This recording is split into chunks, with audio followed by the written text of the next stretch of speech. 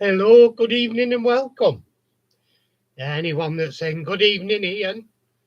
Hmm, well, as can be expected for an old duffer that's just turned 60.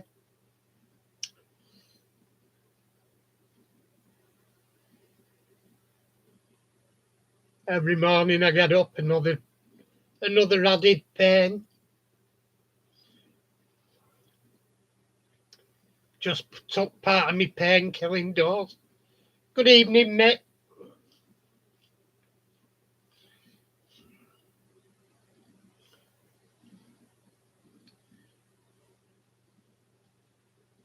There's three in, so I'm wondering who's the third.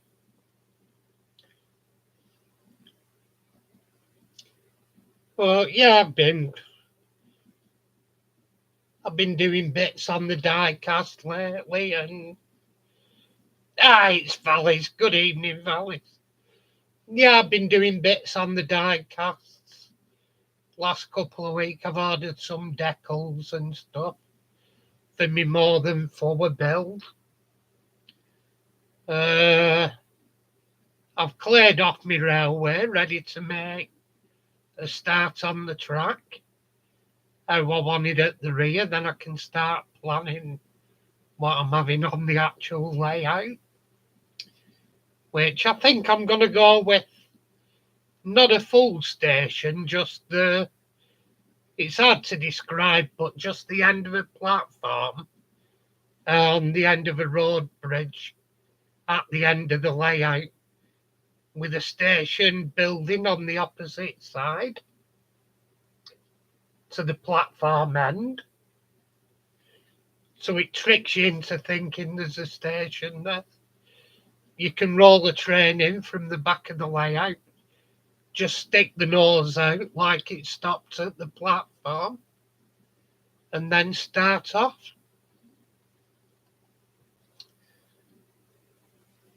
So yeah, I'm doing something like that. That should be cool. But I'm planning on having a sheds and a scrap yard on there, so I can use private owner shunters in a scrap yard.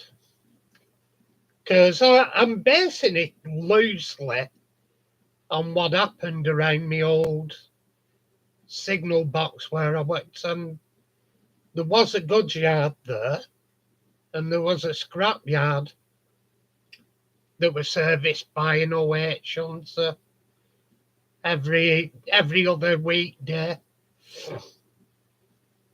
So I can have an O8 shunter and I can put, where is one? I'm sure I had one in these. I'm sure I had one in these. Brake van, tanker. There we go.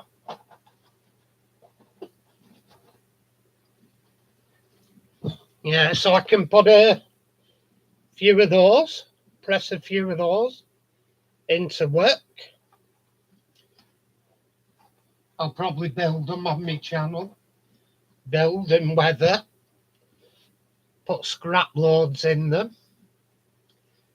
Maybe removable scrap loads so they can be removed. Well, I don't know. See what occurs.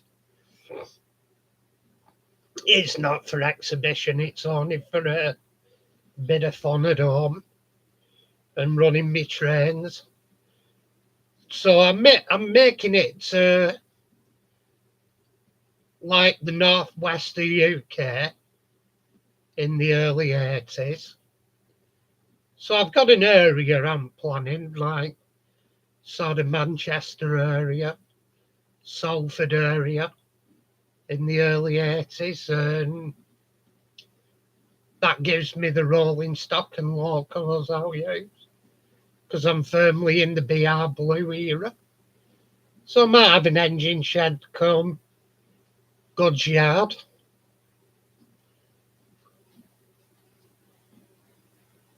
Yeah, they were all Roy Cross's work as well. He was a hugely productive artist. Very good artist as well. You look at the modern day Earthix artwork and it's garbage by comparison. It's all computer art and the artists aren't as good. They've made them sterile and they've put a Spitfire and they've removed all the guns firing, and they've removed aircraft that were dropping bombs. I mean, let's have a look. I've got one here. It's an older kit. I think it's post when we started. Yeah. Now that kit originally, that artwork, before they made it sterile, I'm positive they had dropping bombs on it. But that was the period in the 80s when they started getting politically correct and sterile. And they removed, that was a fantastic artwork by Royal. It's the actual aircraft that it was named after the test pilot who was killed in the prototype of the B-29. Eddie Allen was the test pilot who flew the first B-29s. But I'm positive it's lifeless, Mick. The first rendition of that, it's modern day, like Roy Cross's work was fantastic. And he'd added all the guns firing, bombs dropping, ships being hit with bombs, and they took it all out. Well, some don't, but it's very, how can you say, it's very staid. It's boring by comparison, the modern artwork. And they don't, let's be honest about it, they're nowhere near Roy Cross's artistic ability. The people that do it now. Photographs and mouse mats are doing most of it for it now, and AI. Like, they're not what I'd rate as good artists.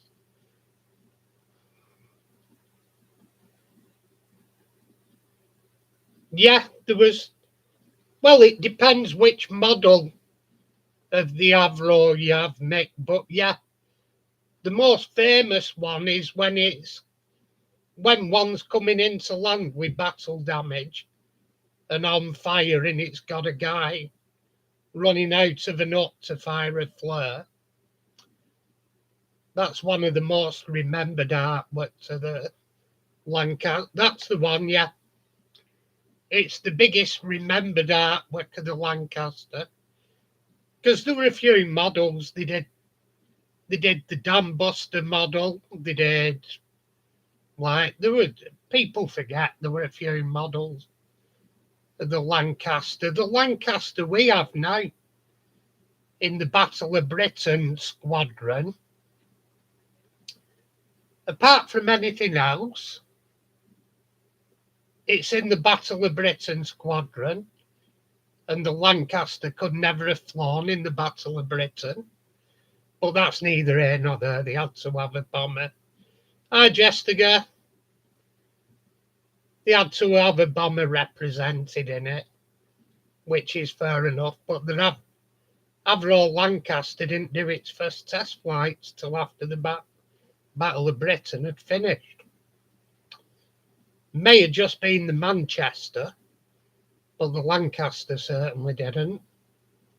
And not only that, the one we've got in the Battle of Britain flight never ever entered active service. It was designed for abroad, which British ones, we had smaller air intakes on the engines. The one on the Battle of Britain flight has bigger air intakes on the engines because it has tropical air intakes. because it were intended for use in the tropics, but it never came to it, so the Battle of Britain Lancaster never saw active service. I've got a Dam Buster one, Mick, in my stash.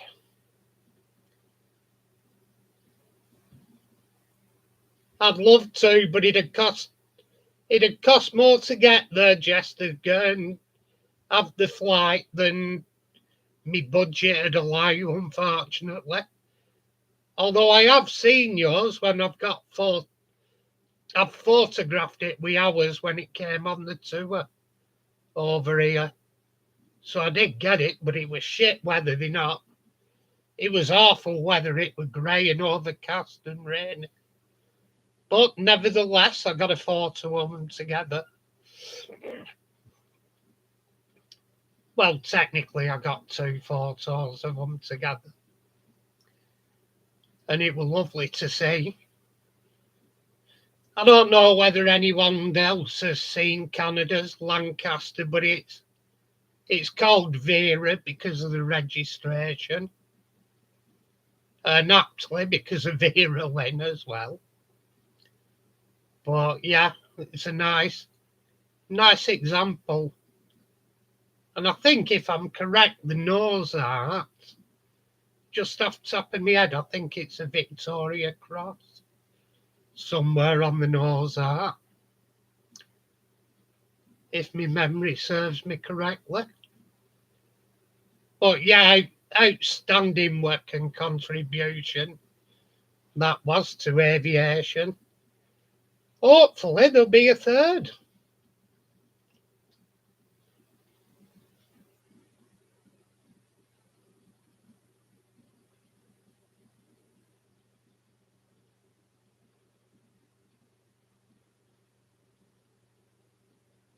I've held the very album, Ian. Oh, that's just awesome, Jessica. Yay, and I've held that very album. Some of the tracks are 633 Squadron, the Dam Busters, Lawrence of Arabia, like you said. What else were on it? Oh, Battle of Britain, I think the Luftwaffe march is on. My dad called me a Nazi because I like the Luftwaffe march. Many years back in the 70s, I said, oh, that sounds good. He said, that's the Nazi one.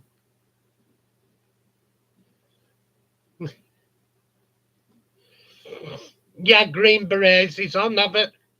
My friend had the album and we used to play it at his house. That's an happy memory. I remember it well. Yep, 6-3. I think that at one point, Mick, the film was called 633 Squadron, but I think at one point it also went under the name Mosquito Squadron. Were seagulls there? Yeah, that's good music. Yeah. You're ringing me bells now, what we're on it, Ian.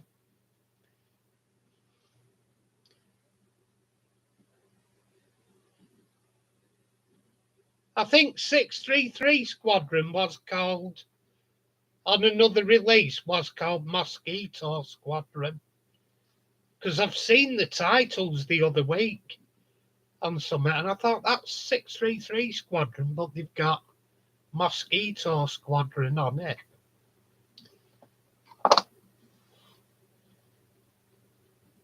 Yeah, odd thing. I've just been watching Guy Martin doing his Top Gun one. I'd not seen it before. Flying a jet Provost and a vampire. Very, very able as well. He's a good pilot. Impressive pilot for how. He's obviously must have his pilot's license. because they were just taxiing out in the jet provost. And the guy went, right, I'll let you take over. It's simple enough. He said, you taxi it out and take it off. So you're like that, are you sure? He went, yeah, crack on. Yeah.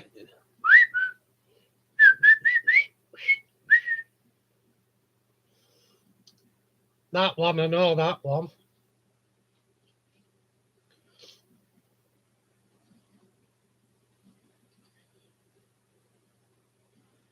I think it's actually, am I right in saying the River Kwai March is called Colonel Bogey? I might be wrong. I'm going listening now. Oh, yeah, the moon. I don't know, it's a bit, you see that? It's a bit unfair when you say when they made movies, they were good and they were all we had as kids, and we grew up with people from the war and who had lived through it, and sadly mostly gone now. And they were good, they're happy memories, but if you watch a modern war film with modern effects and all, oh, some of them, Band of Brothers, the accuracy of that and the effects, and oh, it's outstanding. And I've not seen some of the ones like Dunkirk and stuff like that, but I know Inglorious Bastards were made up, but that were a brilliant film. Oh God, yeah, younger, healthier. It was the Battle of Britain here in the UK was a staple film of the winter, when you'd have your mates around and you'd be sat in front of fire, painting toy cars or whatever and watching Battle of Britain with the oldies and stuff. It was a beautiful childhood we had. I couldn't have lived today's childhood these dickheads have. They waste so many good things about childhood to sit on tech and stuff. I mean, I sit on tech, but it has its place. Like, give some of these a tube of glue in an aircraft kit and they wouldn't have a clue. They wouldn't know how to wire a plug. They wouldn't know how to sling up a rope swing. They're clueless. I went back to where I used to live and we used to have a huge, absolutely astronomically huge area of land.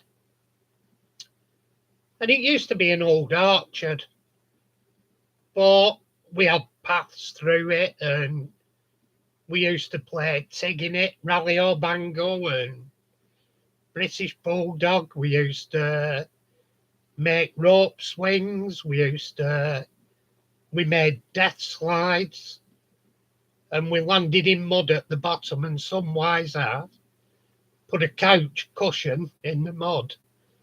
And if when you come down, even if you landed on your feet, you were going to get a face full of cushion, full of mud, so you were splattered. You got in and you were bullet to being full of shit and mud. That's your best t-shirt you were wearing today. Happy days. That must have been amazing time just to go. I mean, I mean, they had to come down. So while they were dogfighting and firing machine gun, they must have had shells landing on countryside and streets below. So kids must have found the shells from the guns, or even aircraft parts. It was an hobby in the war, collecting shrapnel for kids.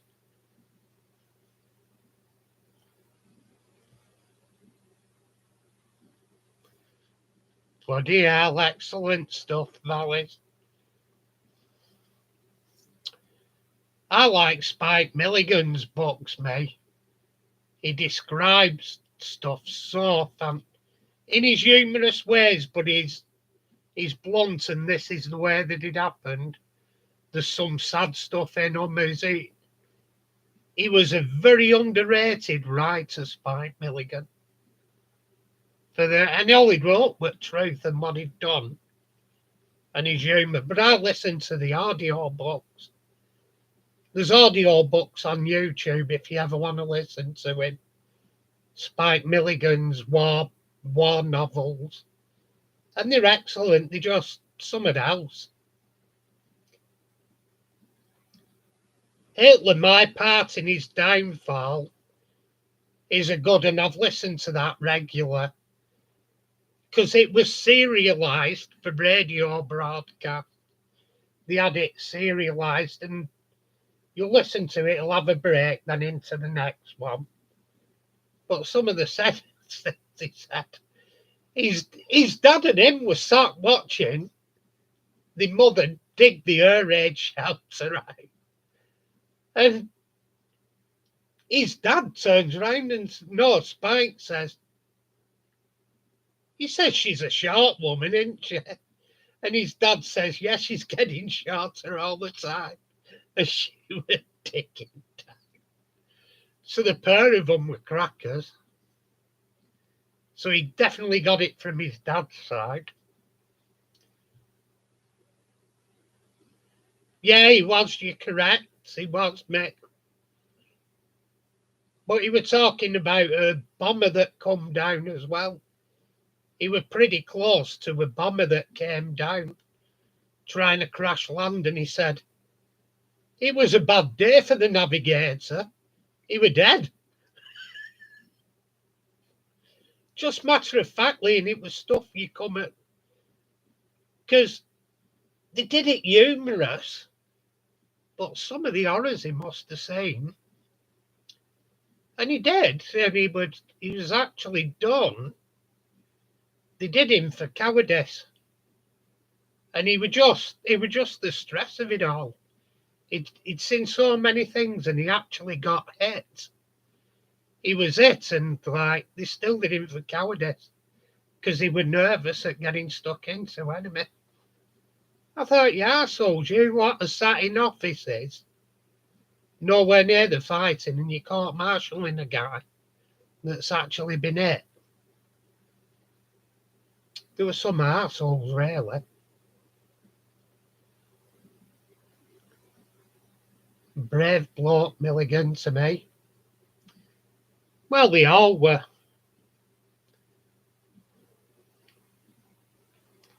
Anybody who has the nerve to face stuff like that day in, day out. Especially a Spitfire pilot. It's like I said.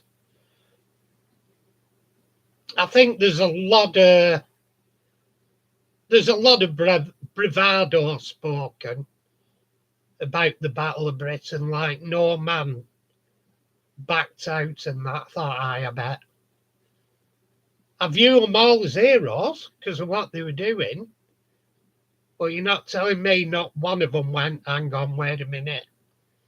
They'll have still done the duty, but there had to be times where they went, oh, I'm not getting involved in that for a sec. Had to be. It's human nature. You can't tell me that something like that never happened. It's all part of you. I view them all as brave lads.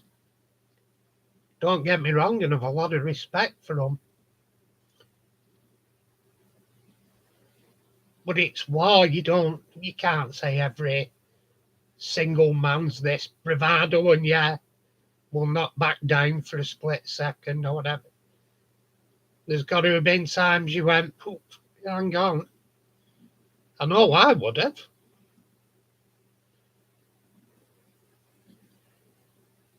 Yeah, he's quite possibly valid.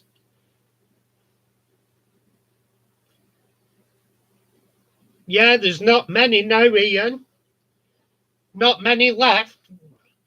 Valerie Layon's still left. Valerie Layon's still alive. Jim Dale. Jim Dale's still alive. Who else? You're right, though. There's not a lot now. They're gradually dropping off. I'm trying to think, has Ian Lavender passed now? Or is Ian Lavender still alive?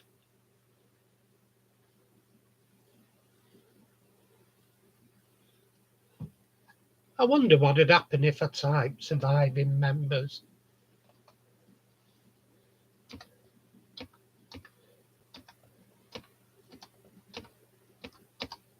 Oh, what's her name?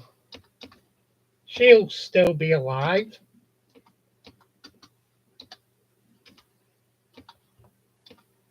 That was in Carry On Up the Jungle. That Terry Scott with Tarzan. And she's still, I can't think of her name.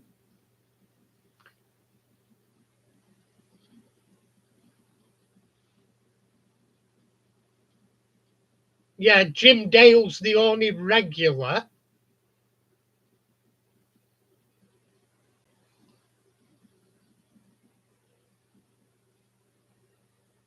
Yeah, but there's not many.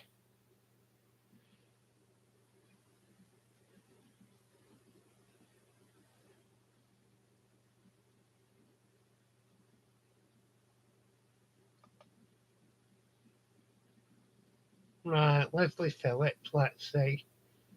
Jim Dale. He's saying he's the only surviving, which technically he's the only surviving regular. Because you have him, you have Valerie Leon we're in on. Trying to think of a name.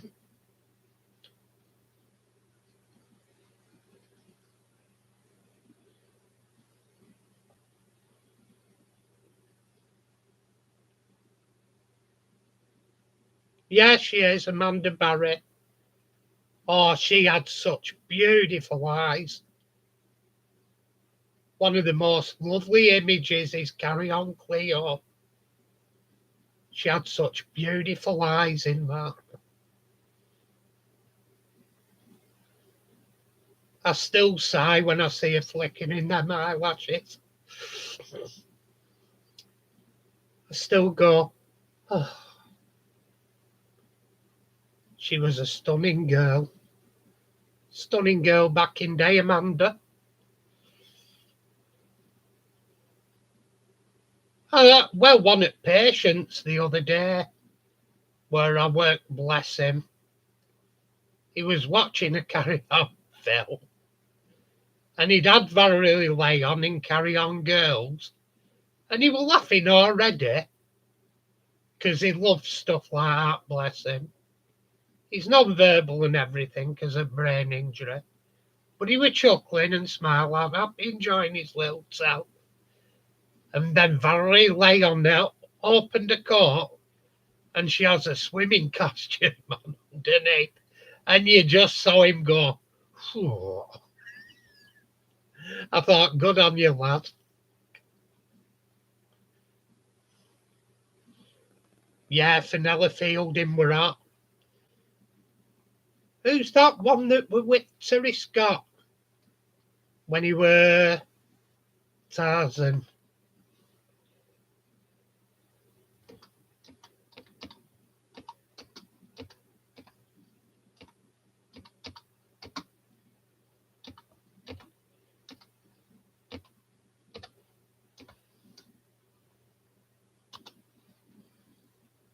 Carry On Up the Jungle. What's the name? I'll find out a name. Cast.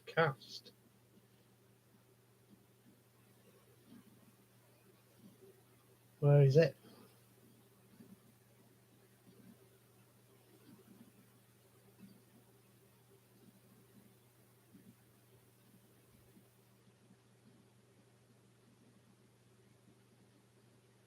It'd have been Jackie Piper. She's still alive.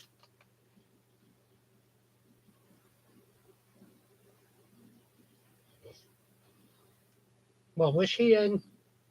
Softly, Softly, Softly, Softly Task Force, Z Cars, Two Ronnies, Thriller, Fall and Rise of Reginald Perrin, Return of the Saint, The Bell, Backup Doctors, Barbara. Oh, she's been in recent stuff. Wiring the Blood, 2004. The latest thing she did was a film, Run for Your Life, 2012 as Nurse. But she was stunning. Jackie Piper. Check it is right one. Pretty sure it is. It looks to me like right one. If I put it in here, it's bound to come up. Yeah, it is. She were a stunning girl back in there. Just looking at her frillies now. She's still stunning now, to be honest. Anyway, where were we? Where were we?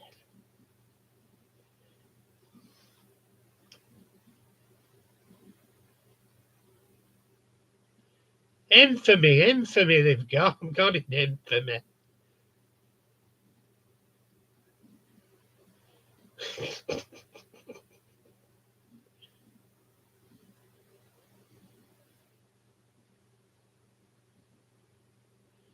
Flying Tonight. Bloody hell, there were some damn good films.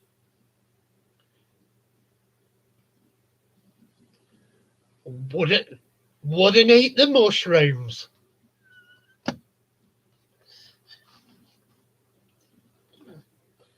Yeah, what did your first wife die of? She ate some poisoned mushrooms. Oh, okay. And what did your second wife die of? Wouldn't eat the mushrooms. Okay. Don't get in touch with us. We'll get in touch with you, Crippin. Brilliant. Brilliant old films. And when people didn't get offended by the slightest stupid thing.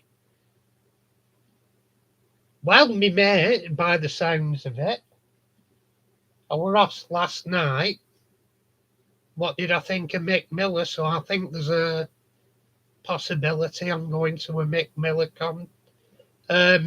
performance. Deep Fortune Bold. I've still not a clue what he was saying. Yeah, it actually made sense if you knew what he were on about. It made sense. I never worked it out. Deep Fortune Bold on the drum board.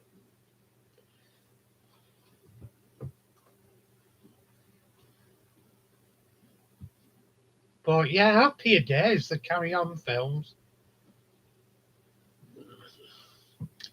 You watch comedians today,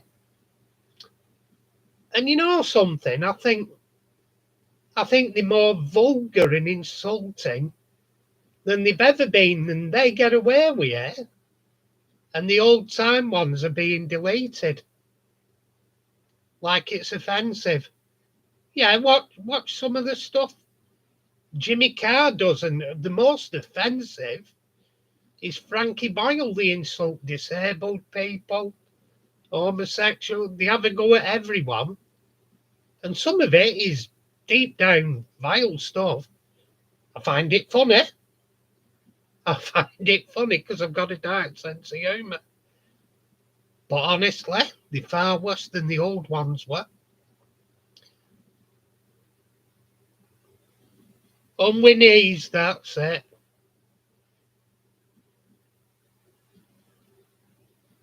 Bung it then. The perpetrator. Yeah, it wasn't nastily insulting her. It was just humorous and it was funny. like, even people from them regions would watch it and think it was just silly cartoon humour. Little Brits and some of the humour in that I think's funny. I do like some of that. They are quite, like an Asian guy I work with, he watches it and he thinks it's funny, some of the stuff. So, you know, it's just people, and it's a sad thing in today's society. There's people that don't have enough to do with their lives, that they wake up in the morning with a need to be offended so they can do something with the petty, unimportant. Most of this that we get, it doesn't come from the working class. They have enough to do to keep living, keep red homes over their heads, keep roofs over their head, keep themselves fed. They have enough to do. It doesn't come from the rich because they're not bothered one way or another. They'll have a laugh with the working class. The proper rich will have a laugh with us. It's the biggest problem in this country is the middle class that think they're somewhat, that think they're important in the scheme of things. They're not as important as those underneath them or those above them. They just think they are. And usually, sad to say, it's usually kids and housewives that are middle class that have nothing to do with their lives apart from wake up in the morning and go, what can I be offended at today? You watch them, it's all these multicoloured student types, bones through their noses and fucking God knows what, plates on their bottom lips, thinking they're tribal, and they sat in middle of roads gluing themselves to roads, and I'd just drive through, either rip all your skin off your hands or be trundled over. It's not keyboard warriors, Mick. They actually go out and do something. Look at those scruffy, unwashed tits that go out throwing soup over classic art. If you want to protest, go and protest abroad in the countries that make the biggest amount of problem. Go and protest in China about using fossil fuels. See how far it gets you. Hey, Scooby. I've watched that sketch. That's Spike did some near the knuckle stuff, but it's still funny. But no, some of Spike's stuff, he were good for the time, but it is overboard for today. It's out of step. I found it funny.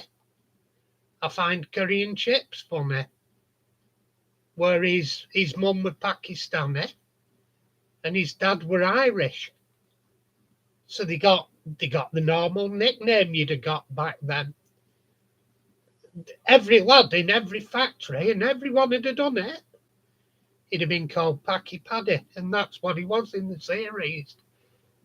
But the guy who wrote it, he did a lot to highlight racism. And some things, yeah, it's out of step today. I watch it, I bought it on DVD. But no, it shouldn't be on telly. Because in today's society it is offensive. But for the time it highlighted race issues that were there. Like times change. I mean, Jesus, you couldn't show the black and white minstrels, even though that it was often historically, it was an often historic thing they did. Because back in the day, they didn't have powerful stage lights. They didn't have the lighting equipment, and they had all live shows back in the day before TV and film. They had live stage shows, and they didn't have the powerful lighting and everything we have now. So what they did, black performers, they couldn't see facial expressions. So they put the white round the mouth and the white round their eyes so they could see when eyes were opening and mouths were opening. It were actually a theatrical aid at the time. But if you look back now, yeah, it's racist to do it now. It was just so people could see how actors were performing at the time.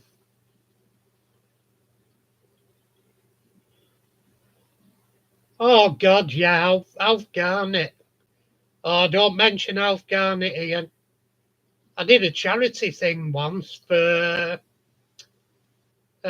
kids. I did a charity thing, and I said anybody who wants to can turn up in fancy dress.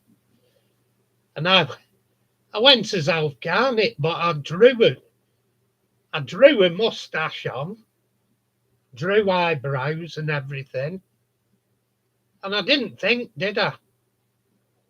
I got home and I looked at it, and it was permanent marker. I was going into work with a drawn on tash and eyebrows.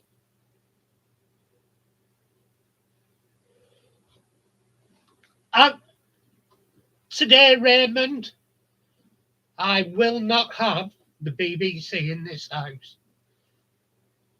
They are banned from this house. I'll never watch them again. I've got rid of telly. I won't pay a TV license. I'm not paying a TV license. I'm not giving a nest of paedophiles me money. They're not having anything off me to spend. I think it's a disgusting thing that should be shut down. Don't get me wrong, they're elsewhere in society, yeah. But that organisation is rife with them. The statue that is outside the main building, the artist they commissioned to do it was not only a paedophile, but he bummed the family dog. It's a disgusting nest of filth, the BBC. And not only that, how do you put it? They're just propaganda for the UK, and they're not on our side. They're not on the people's side. They're on the super rich and the people in power's side. Yeah, that's what he did. The artist. You can look it up. He was into paedophilia and bestiality. You can look it up. They're a nest of scum.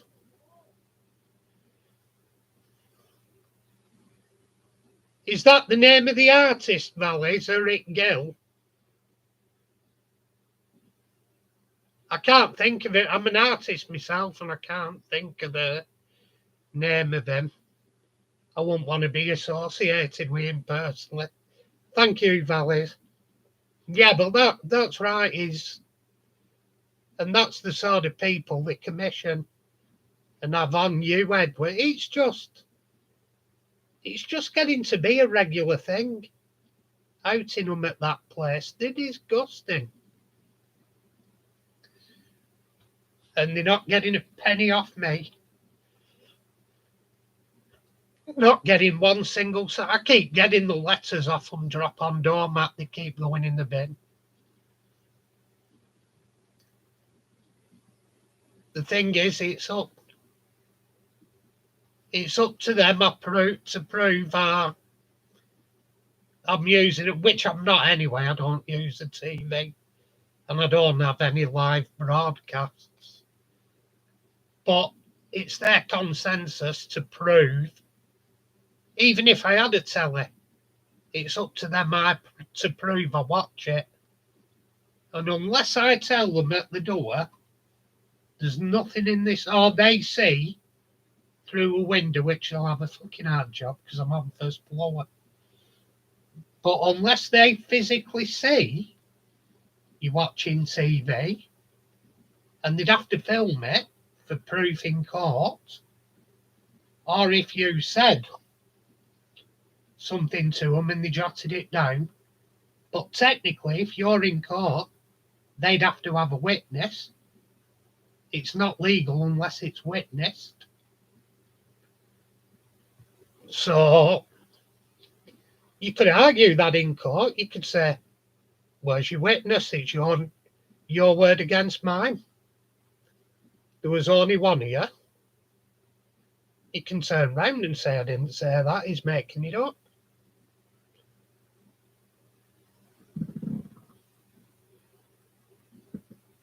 Bloody hell. Scary. I'll have to look into which ones he designed, so I'll have to miss it off me model railways. Jesus.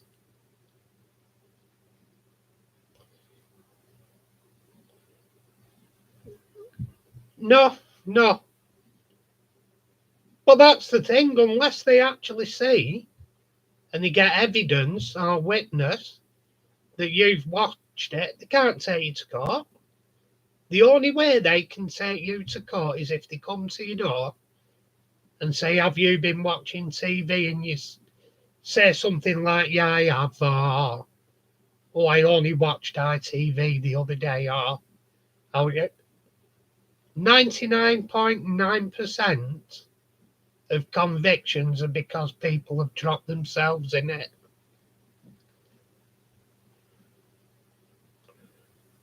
All that they call them inspectors, and they're not inspectors. All they are they're door-to-door salespeople. And they use scare tactics to make you buy it. That's all they're doing. Like, I've got an inspector here. They're not an inspector, they're a salesman. It'll be on a commission how many he sells or whatever. It's absurd now. It's out of date because they make the argument it's for the transmission gear. It's for this, it's for that. Well, why don't they go to an idea like subscription, like Sky? Sky subscription. You pay so much a year, you get. And I don't know the cost of Sky, but it probably runs cheaper and you get better stuff and more stuff than you do for your TV license.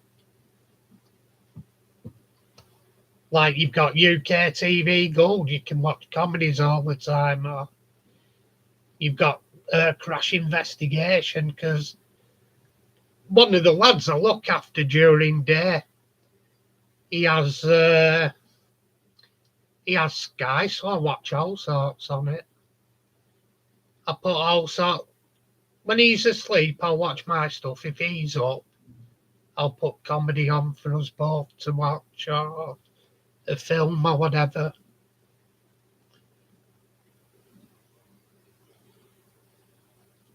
Correct. Actually, that's been for many years. It's not that they can't sell it you for cash. They can do.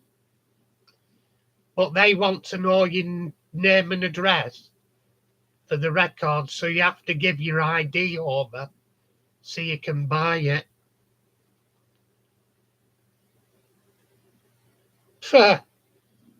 Jessica, we're in a worse place than Margaret Thatcher. Well, I didn't mind Margaret Thatcher that much.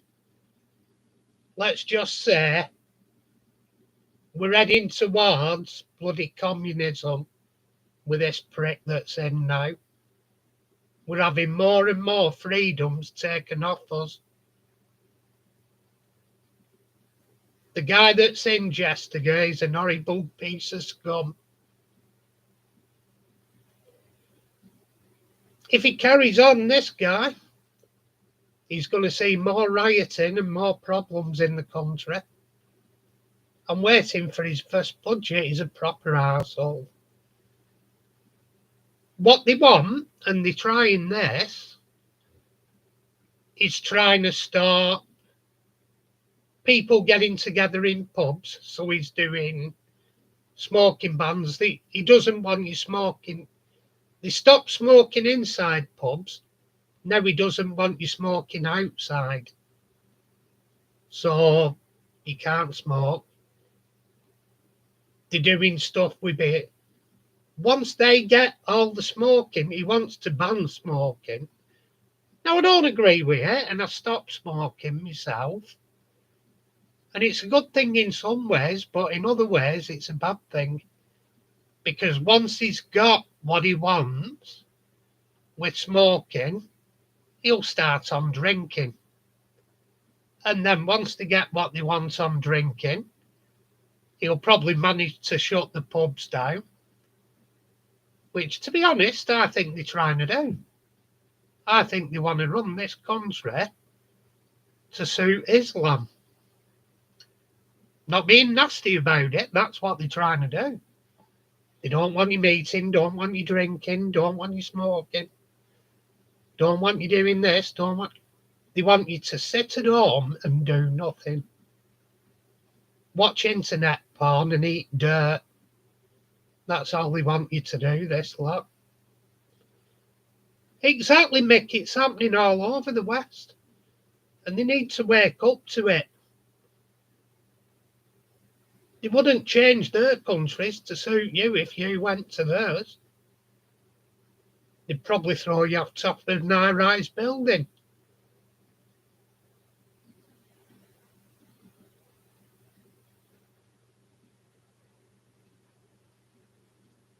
You can still get it.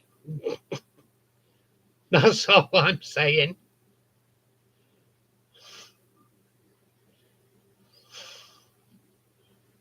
So my mate says anyway.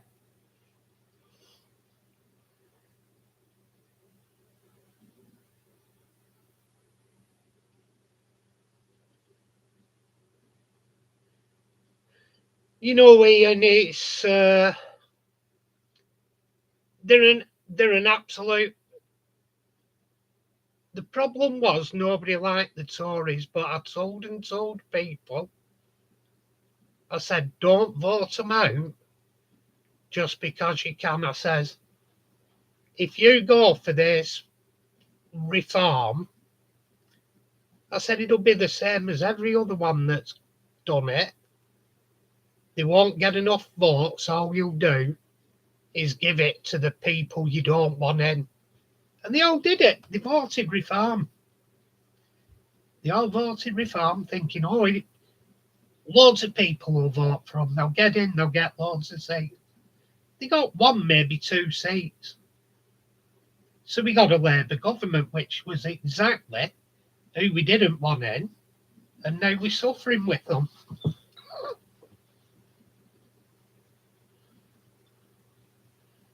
No, they'd like you to do it here, Jessica. It'd suit our government now if every day were a lockdown. They're running the country into the ground. They're absolutely awful people. Like, you've got people, they've took the cold weather payments. They've took the cold weather payments off old age pensioners, but the MPs get their cold weather payments with their astronomical salaries. What's that about?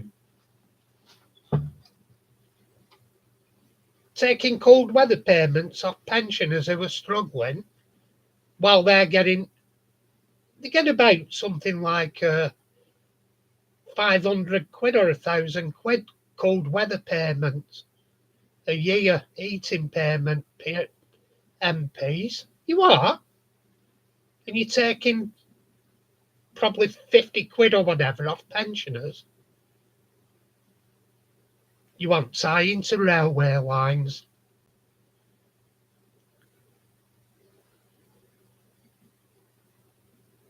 They're absolutely disgusting. The thing is, if you're a young person or someone that doesn't understand in this country, you vote for Labour because you think they'll make things better. They think if you're an older person that's had more time and wised up, you vote Tory. You can't say the Tories were perfect because they weren't. But yet again, Labour's got in. They've given you nothing but taken more away.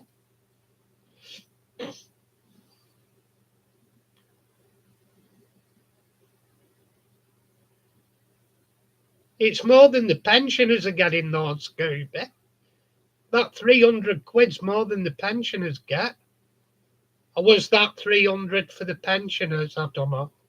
Yeah, I get you now. Yeah.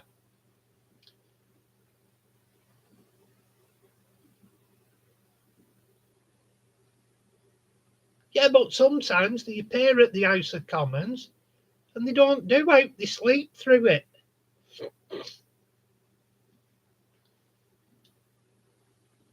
They're totally ineffective. They're a useless bunch. What we need to do is get rid of the lot of them, sack the lot of them off, and I've suggested this, and this would be a far better way. And every 5 years, select people that are tops of the professions, like school teachers. Do it like jury service, and pick a school teacher to be head of education. Pick a road worker to be head of highways, and pick ex-forces for head of MOD or stuff like that. And have them in 5 years, pay them a good salary for 5 years, then just change them after 5 years so they don't become corrupt and too used to being in the job. But we have to get rid of this lot. Our government isn't working as it is now. Well, it is, but it's working for the wrong people and for the wrong reasons. I was talking to an African guy last night. I get on with him. He's a clued up lad. And he said, I want to leave the UK.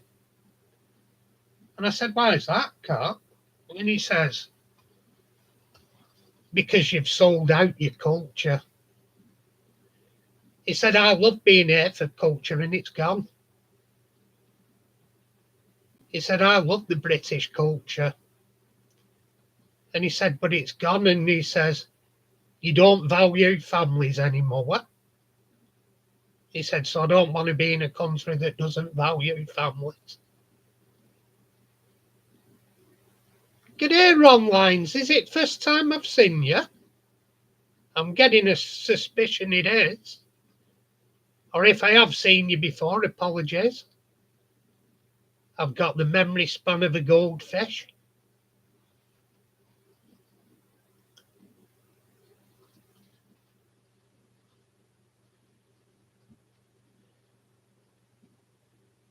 Yeah, Canada, all Western countries. And it's a sickness all the people in charge want the countries to fail. I don't know what it is with them, they hate us. Like immigration, they say, oh, well, we have to get so many people from abroad to work here and stuff. But yeah, there is that argument. But eventually, they'll get older and you have a bigger number, and they'll have to immigrate people, have immigration. So the population will keep expanding and expanding. We're an island. Where do they all go? We can't build enough houses now. The NHS is going down the pan. I don't think the NHS will exist after 10 years. In fact, I think it's pretty much gone now, if we're honest. I've had to wait a month for a doctor's appointment. I've finally got one this week. And I've got a long list to get over in 15 minutes because I'm only allowed a quarter of an hour slot. But they turned round to me, they said, "Oh, we'll get your phone consultation." I said, "Oh, why? Can you feel my leg on a phone consultation? Can you look on my leg close in one-to-one on the telephone?" I said, "Don't talk shit, I want to see him."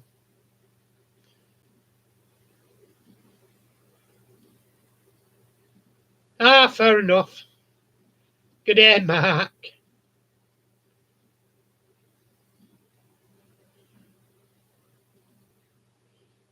Do. Fair goes, Mark. Good to see you. Excellent.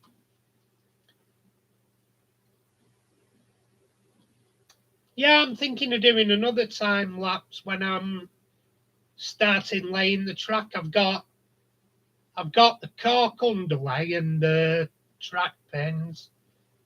I've got to cut out parts for the points motors, drop them under. I've got to solder the point motors, run wires to them because I want to build a switchboard at top end where my controllers will be for changing points and everything.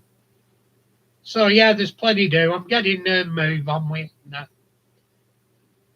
Next time I have a few days off, I think I'll drag it out and start work at the back, start laying track at the back, and I've got some boarding. I might start working on some of the scenery covering the track because there's going to be scenery covering it, and see where we go. Because I can't do what I intended to do originally, but there's going to be echoes of what I wanted to do in it, such as scratch built buildings and certain buildings I want to put on the signal box. I think I'll have an engine shed. I should have room for an engine shed. I want to do a little scrap yard where it exchanged, where they have the railway wagons to fill with scrap. They have their own little industrial shunter, and British Railway shunter picks up. Well, no, not really, Ron. I've got 15 foot, and what I'm going to do, because I'm going to swap trains, I'll probably do stock boxes and have certain trains, and I'll have 2 lines going into 4 at the back, so it's 15 foot long. I can put the trains underneath at the back. I can have a couple for each line, or maybe one longer train and a DMU. So I can put a few on. It's all at home, it's all tinkering, because you get bored and want to change trains anyway. And it's just as easy if for an home layout. For if I'm going to do filming and stuff, I can still film well on it, and you can cut and edit it and put other trains on. So it's not really an issue having stock lines like it would be at an exhibition. You want a few lines so you can have different trains going through. Yeah, I'm going to have stock trays, Ron.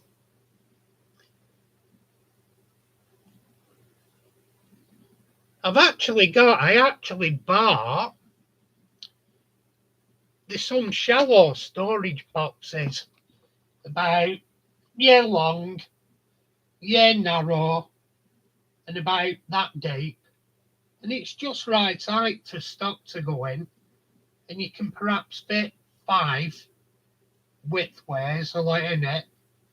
I'm thinking of getting foam to put in between them for protection, but you can, like, I've got one of the boxes and I've pretty much got my full rake for my HST in one box, because I've got a buffet in it, a first class, couple of seconds and that. Yeah, they're good. I get mine from a stationery company, and I'm trying to think of stationery company's name. I get mine from a stationery company.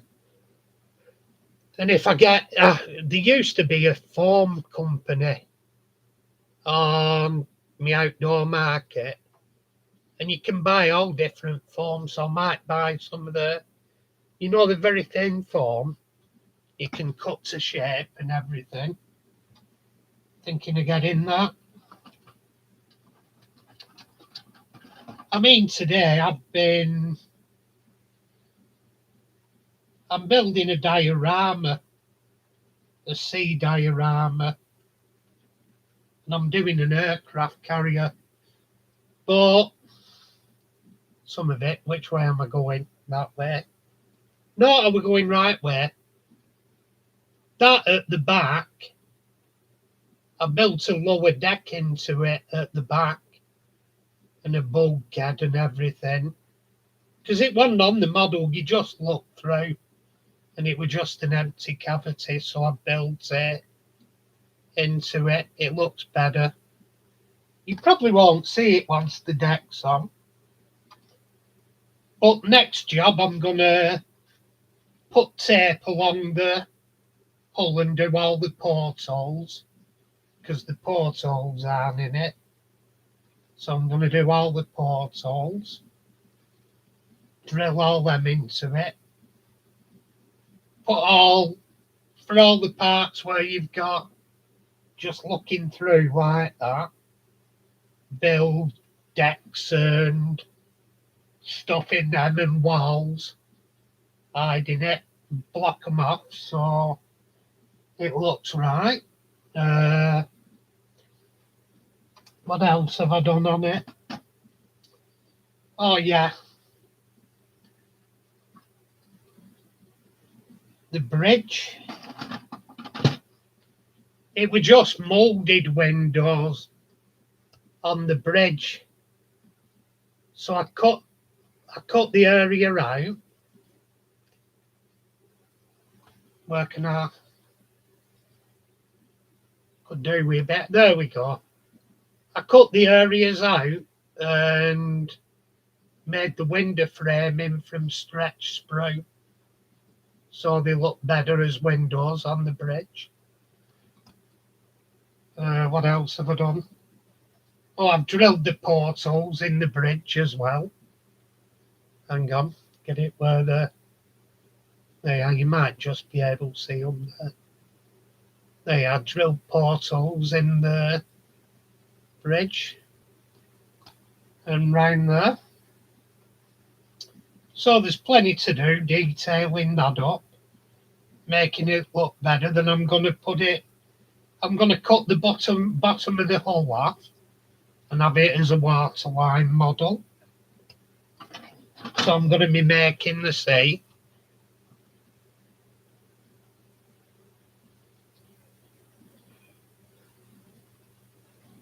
No, is it Staples?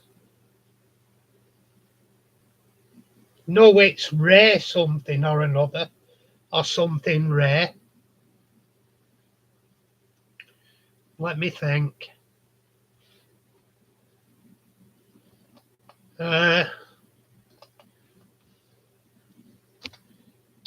See if this works.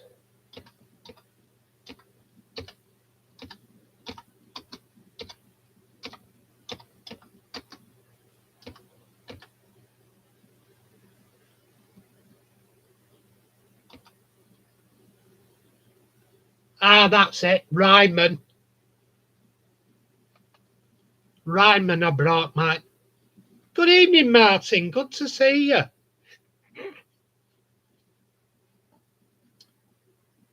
I tried saying the other night, Martin, but I didn't get much chance. I had a look at your budgie. You did a good job of that rover. It had a fair bit of old damage on front end. Turned out nice.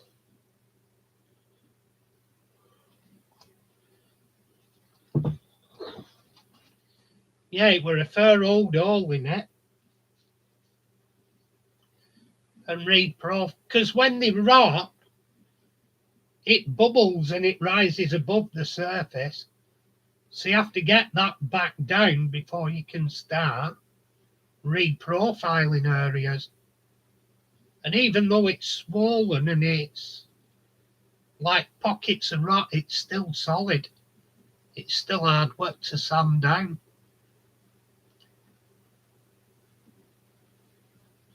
Yeah, it turned out good.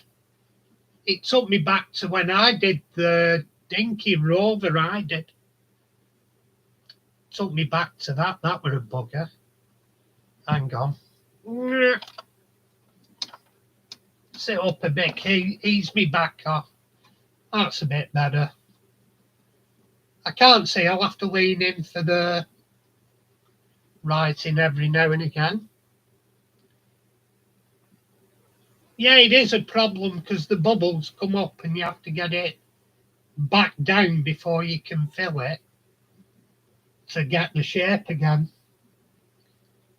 Been there and it's a long job. You were worth it though, it looks good, I were impressed. A lot of saving for a tiny little budget car, that.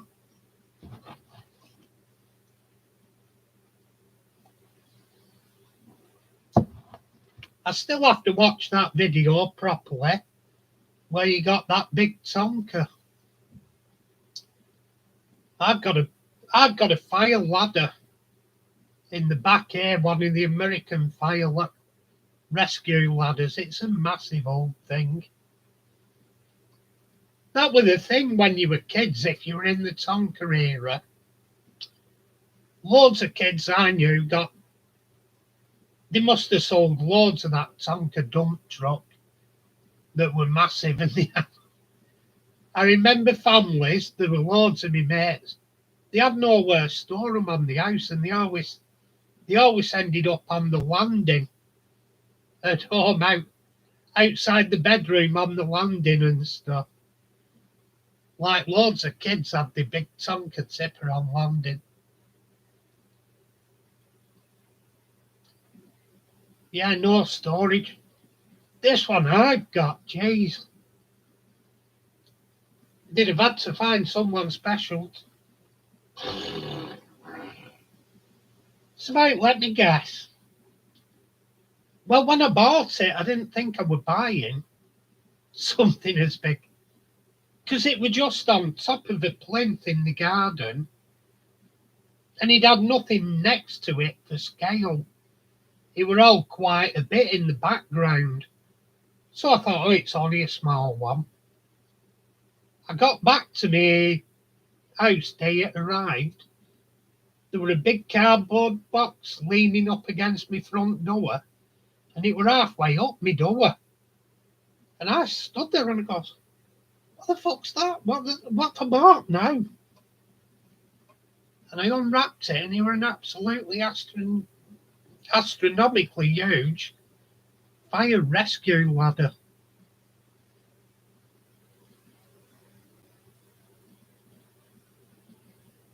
But yeah, it was massive. Yeah, the dump truck was the most popular. I have one. I got a little truck and I think I'll restore it, but to get the clamp and the rivets to do it for restoring tonkers, you're talking about 100 quid. To get hold of that clamp they all use for doing the tonker rivets. because they're a speciality rivet as well, aren't they?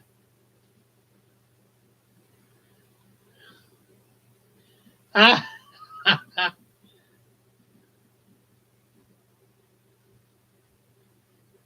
yeah, they were.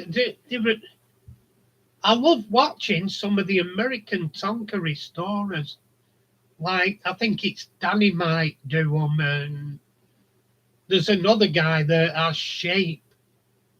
He always starts his video with a shape, and one of them, it was riding somewhere and he blew it out with an air hose. Quite comical, really. Like little fluffy sheep he has at the beginning of all his videos. But hey, the restorations they do. Some of the classic old 50s and 60s Tonkas, oh, they were gorgeous. And you do, it's like anything. They can get the Spurs in America. They can find stuff because they were American toys. But over here, they were popular, but they were still niche things. So we don't have the supply of spare parts like they have in America. There's a lot of people supply the parts from in America.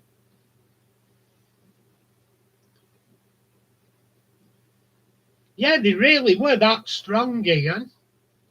And you know something? I remember the advert you're talking about on telly.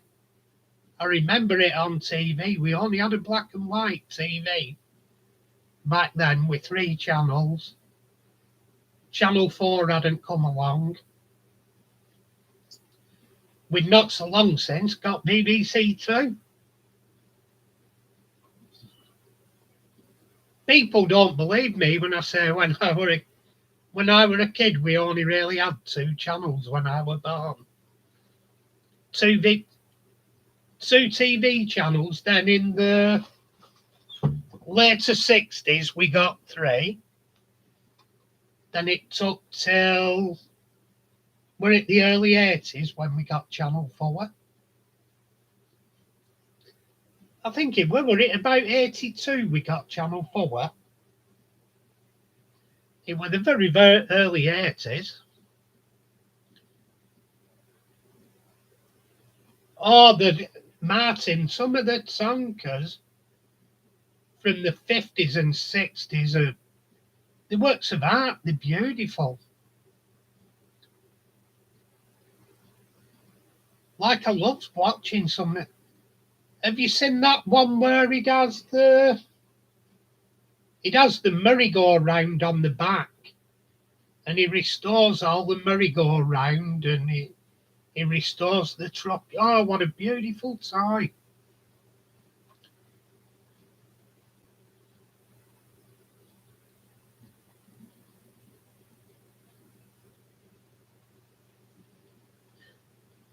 National anthem at the end of the night. Yeah, you used to stand there with your hand over your heart and just hang on. Yeah, right side.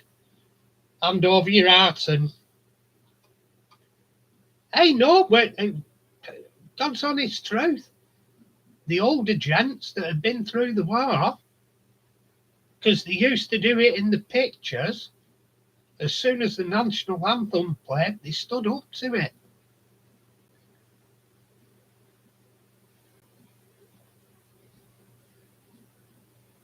Yeah, you see the one with a merry-go-round where he made all the pillars and he actually went to the lengths of moulding things for it because they weren't available. He moulded them, and what a job! That was a beautiful job he did of that.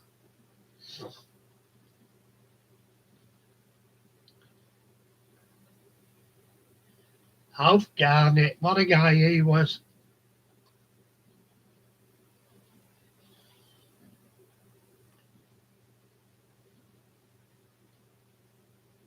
Yeah, Mick, we used to, Martin.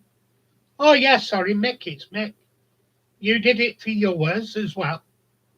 They were respectful. They don't. It goes again. It goes again to what I was talking about with that African lad last night who wants to split from this country. He said, "Oh, your respect's gone." He says, "You've sold your culture out. You've no respect for families anymore. You've no respect for each other." He said, "It's not the place I wanted to live."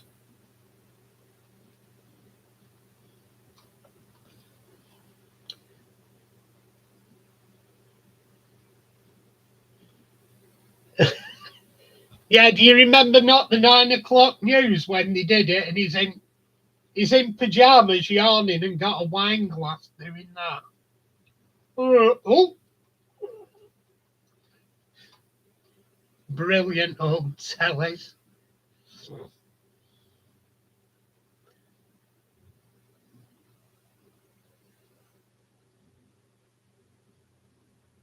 Which one did you get, Jessica? Did you get the corgi draw bucket, the priestman?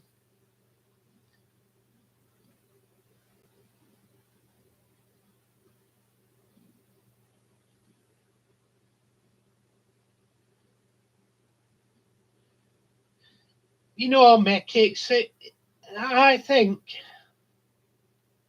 I think that should never have been done away with.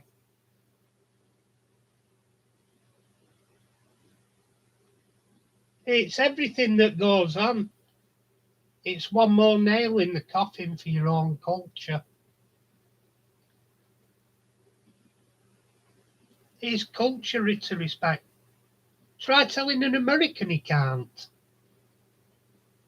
You'd have a riot on your hands if they could stand up for the national anthem. They do. They still do it at ball games and everything.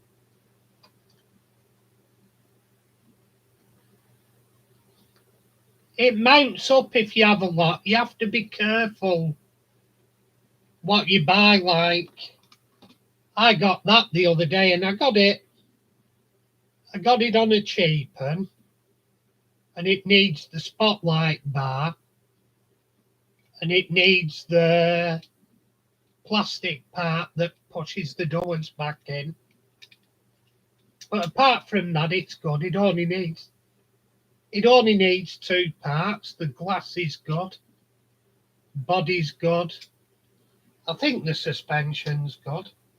It might have gone on one side at the back, but I can repair that with a bit of plastic or spring steel.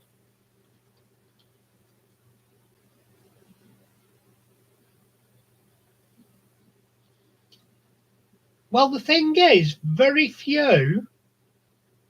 to be honest, very, very few ties from the 60s, 70s, 80s will have zinc pest. The only time you got zinc pest is if you got to people that didn't know or didn't care how they were doing the mix. Because by the 60s, they knew why it were happening and they were putting additives into the die cast. 1950s is shaky ground because, it was still all melt it down, chuck it in. They didn't realise as much about additives, and then it'd rot in the long run. It was still in its infancy, really. And that's why it happened for Hornby. That's why Hornby moving to China. They shot themselves in the arse. They'd had years of knowing how to do it proper. Mix the stuff for die cast stuff. So you'll practically never see it in stuff from Hornby from the 60s on. You'll never see it. I've never seen any. But they changed production to China. And China didn't give a shit how they were mixing it. So practically all the early Hornby Class 31s, they fall to pieces. They swell up, burst the cab, and they fall to pieces. It's because they didn't know how to mix Mazak. Yeah, they didn't know. I've just had one. I tried repairing an old American local, a bicentennial version. And the engine, I thought, why is the motor not running? And I loosened screws off and I got it running and everything. And it run okay. But every so often it'd stop on the track and I thought, why is it stopping on the track? And then I looked at it and it had a bore, the sagging it, and the tanks were touching the track. Only enough to just stop it getting traction. Because it'd go around the rest of it, but if there were a little bump, it'd bottom out and it didn't have to be hardly any bump because it was fractions of a millimetre in it. And I tried straightening it and it just crumbled. So now I've got a bicentennial body, a motor. I'll strip it all down and it's in parts box. Throw the shit away I don't need.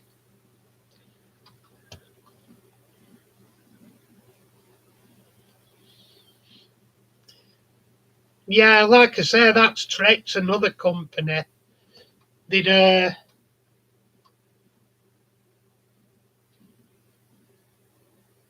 yeah, they did, because early Triang, Martin, they weren't using normal plastics, they used celluloid plastics. And I've seen loads of early Triangs. They're like bananas and they're dreadful. Nobody buys them. You could put about 2 ton of them and sell them for a £5 in a box. Nobody really wants them. They weren't got a time in history. But Triang were an amazing company. They were, at one point, one of the things were, they actually made aircraft drones for target practice, Triang. That was one of the lines of the Lines brothers before they become Triang. Because what it was, there were 3 brothers and they were all called Lines. So 3 lines make a triangle. So they called the company Triang for the 3 Lines brothers.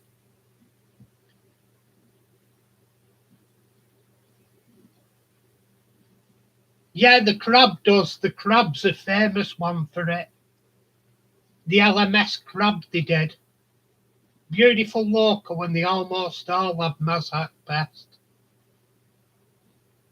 They almost all swell and crumble.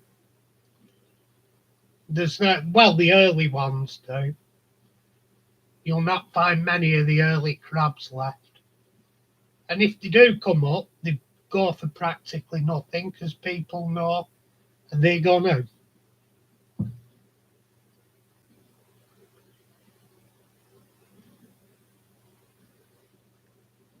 Well, you're not swapping with me because you'll be getting the same problem here.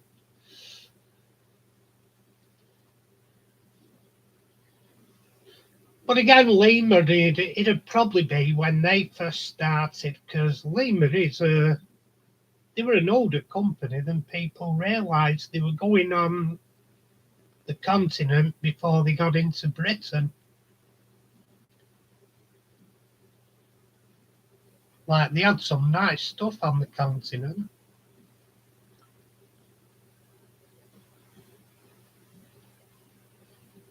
They did indeed, Martin. They did tin plate cars as well. They did a series of tin plate racing cars, but the amount of stuff Triang were involved in, or the Lime brothers, is astronomical. they did the waterline ships and as well, and they did Spot On were Triang, except they had them made in Ireland. So Spot On cars were Triang. The stuff they got involved in, they did model boats, all sorts. They even did toys for girls and. But the thing is, what we know as Hornby now is actually Triang. They bought Hornby and all they decided they wanted was the Hornby name. They didn't really want the product because they sold off the double railways to flipping heck. I can't think of name now. But they sold off the double railways. So they released all the Hornby double O.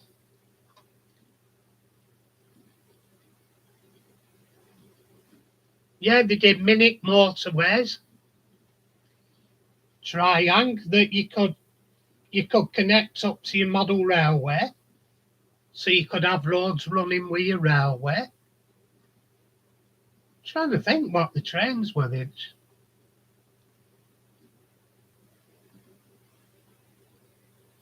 Trying to think what the trains were after they were Wren. I couldn't think of that then. But they sold off the model railways Triang to Wren. They didn't want the old Hornby stuff.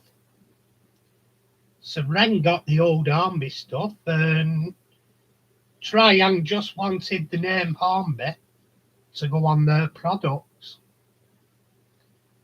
Because they went from Triang to Triang Hornby as an interstage base, and then they just went on to Hornby using Hornby's name.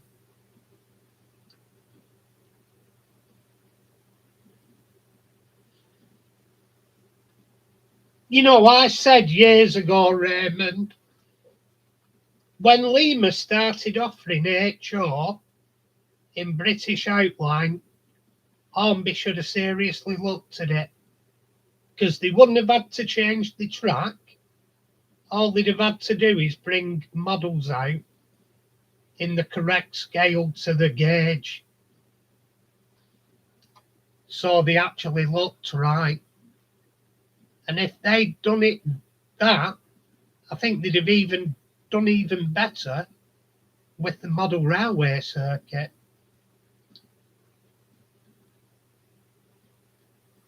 They're silly and I'll never buy a Wren. They're expensive and all they are is old Hornby double. And let's be honest, it were good in the day, I'll say that.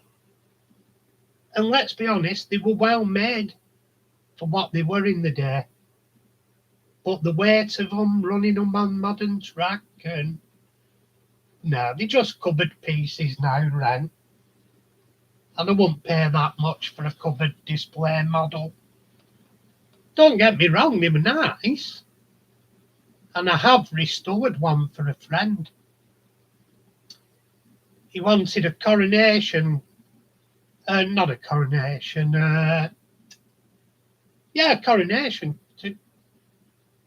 No, a duchess, for God's sake. And I did City of Glasgow because he got a cab ride on City of Glasgow. The old loco men said up on, and he wanted it in British Railways logo of the City of Glasgow. So he bought me the nameplates, the Fox transfers, the lining. It was lovely when I finished it. I'll have to look, see if I still have pictures of it. But yeah, I did it and I loved it. And because he were a Scottish chap and he were coming down here for weekend, I said, when you come down, bring me a nice bottle of scotch and I'll swap it for your local. So my fee for doing it were a good bottle of single malt. And he said, I'm happy to do that. So he brought a good bottle of single malt down, swapped it for it, happy days.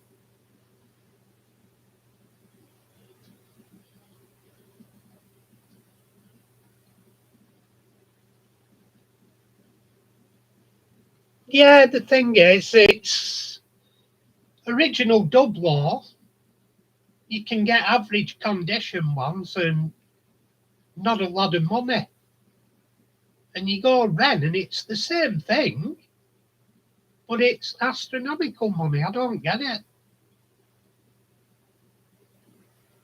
The actual original dub law's cheaper than the Ren for some reason.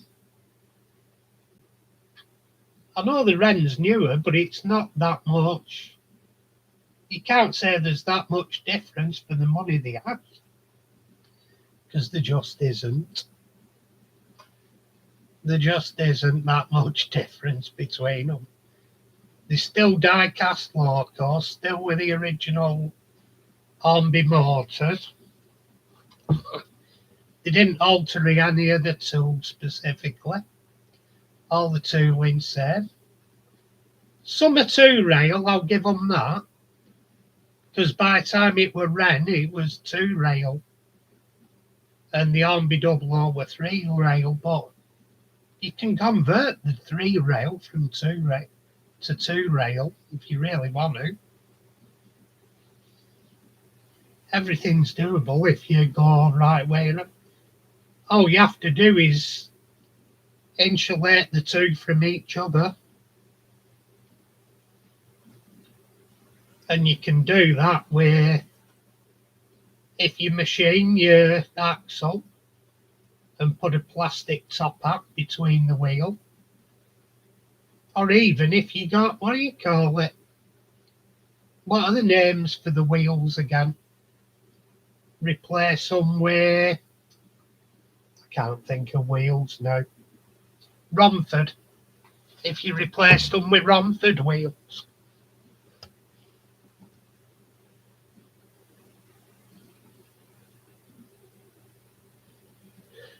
Oh, hell.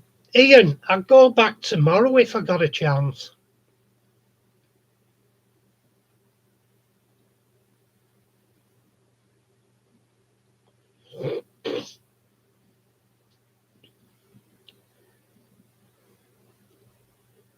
You know, my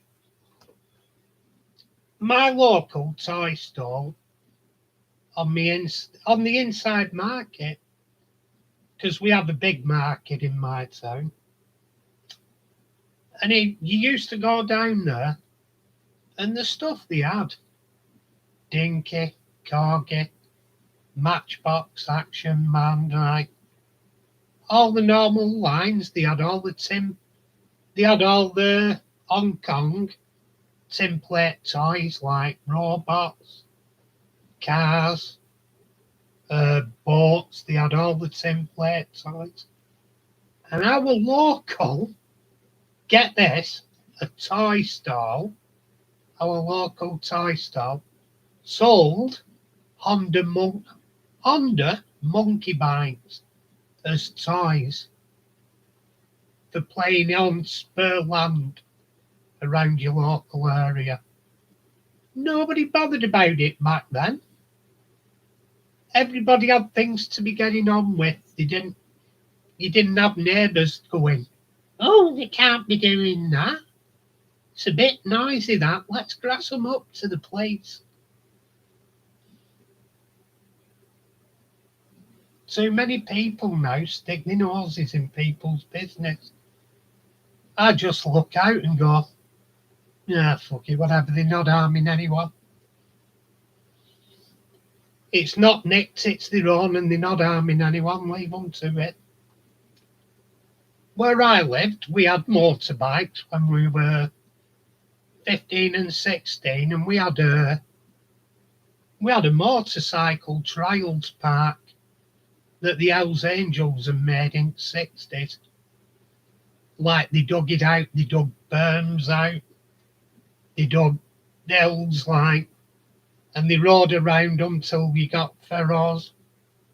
And we used to blast around there on old motorbikes. Like, you got somebody who lived near you, and they used to use motorbikes all the time for transport.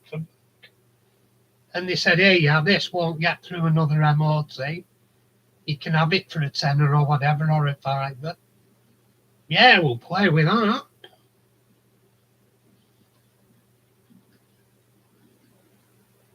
We used to get it. We used to have one bike, a little under 50 with no tyres.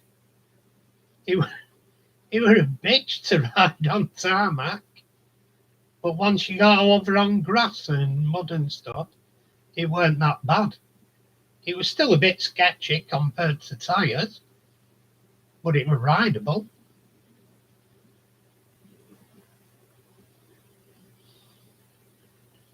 We used to have a local shop, Martin, and it was a sports shop, and you could still buy them until recently, but they tightened laws up on it. But as long as you were 18, in fact, I think they didn't even bother with that, if I'm honest. In the 70s, you could just go in and buy an air rifle, walk 5 minutes away, go on the riverbank and start ratting if you wanted. I had a couple of air pistols from there. I had a BSA 22 and a Diana 177. I had a little bit of an armory going on. Well, kids today, they're pussies. They honestly are pussies. They're scared of going outside, I'm sure, half of them. Oh, I might get hurt. Jeez. Scare me to death, they do. Your parents would take you up hospital and go, yeah, he's not dead, I've still another mouth to feed end of day. So.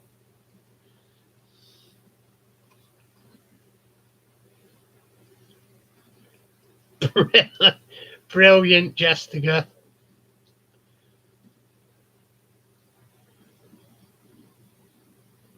Yeah, back in the days, that we've become such through pussies and people that will report you for that and everything. We've got such a diluted, miserable country.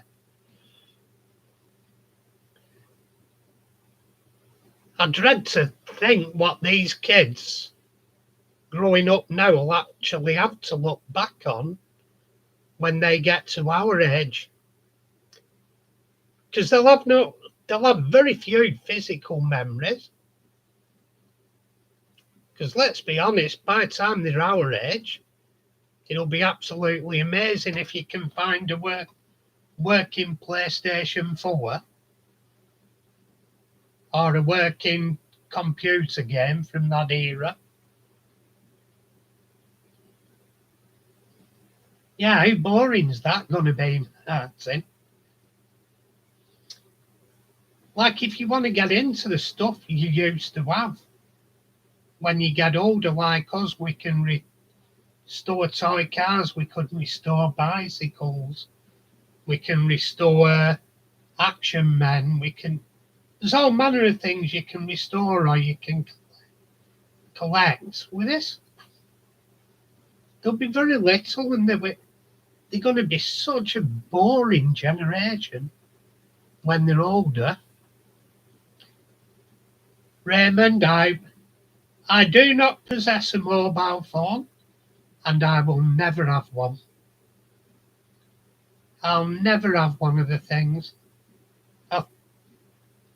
For their intention originally, they were a good idea. But now they've become a blight on society. I've had a friend come round here, I'm not kidding.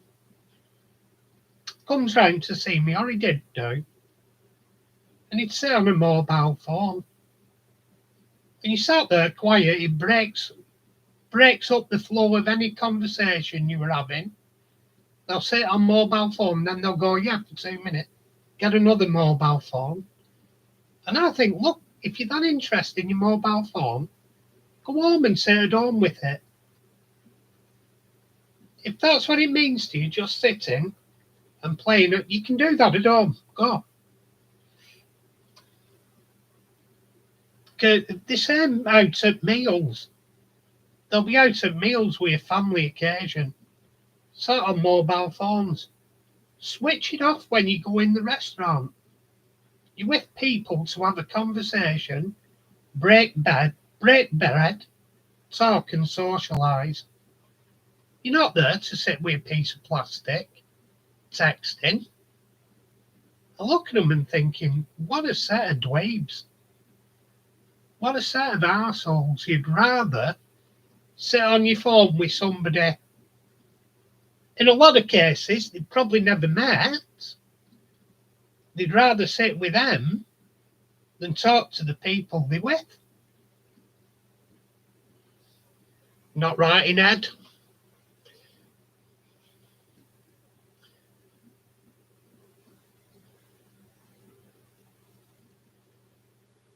Yes, some are older than me, Raymond. Some of the ones I have. Some of the ones I have must be early 60s, 50s.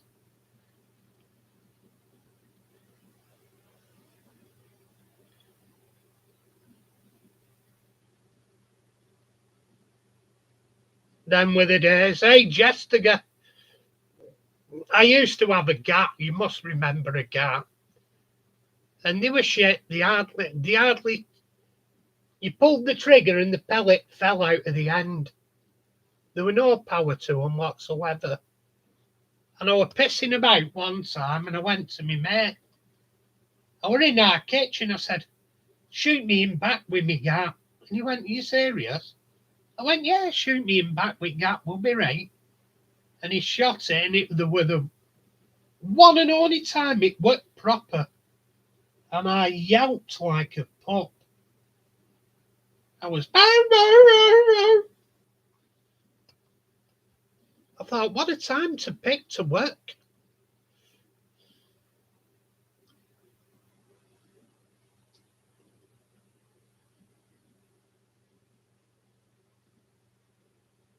Yeah, I don't get it. They could be doing something innocent, Scooby. But the trouble is, you don't know what they're doing. It's raising something. There must be so many relationships break up because people don't know when to put a mobile phone down. It must ruin so many otherwise good relationships.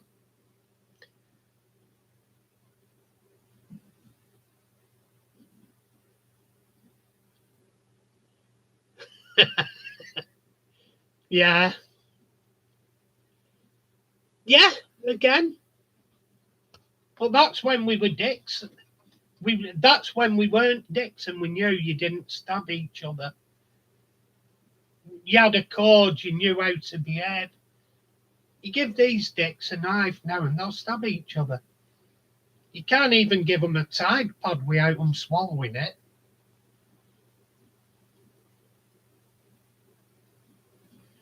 But yeah, playing splits, we all used to do that. I had a War Department knife, one of the silver stainless steel they had from 70s. I had an army issue. Brother brought in me home from army military. He got Storman to get me one. So I had the British Army stainless steel knife from the 70s. Well, they won't even let you buy bloody craft knives on eBay now. because they can't trust people.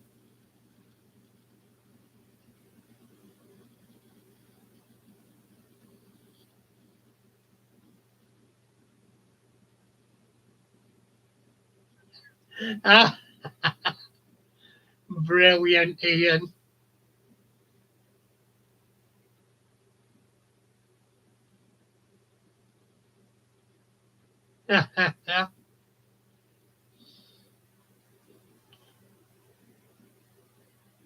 Yeah, you know, you can't even buy a Swiss Army knife now on eBay. They won't even sell you a Swiss Army knife.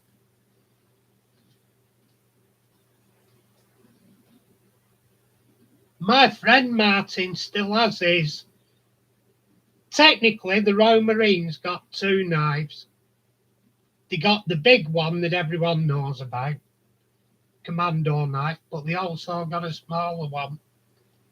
And he has his smaller one in his guitar case. And he's an ex-Falklands vet. And he'll get it out occasionally and go, look, I says, Jimmy, put it away, you dick. You're not in Falklands now. Behave yourself. Good lad he is. I wouldn't like to be on, well, I saw a few people that got on wrong side of him. I was glad I were his mate.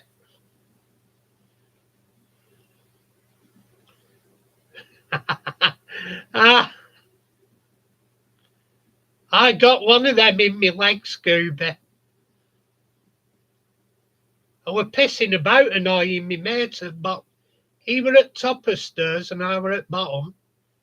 And I were doing, you put your left leg in, your left leg out, in, out, you shake. I didn't get to you shaking all about.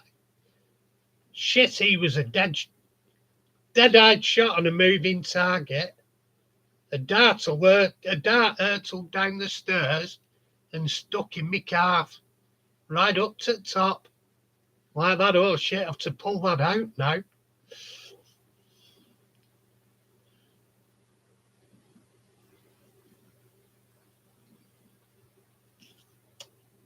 The disco where I used to go, Ian, speaking about combs, they used to search in if you had a metal comb, they pissed you off. They wouldn't let you in if you had a metal comb.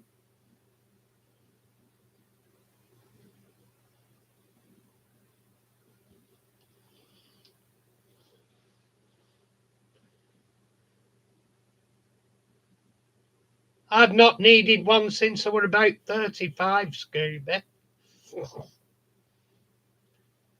I only discovered I were going bald when it was taking me longer to wash my face.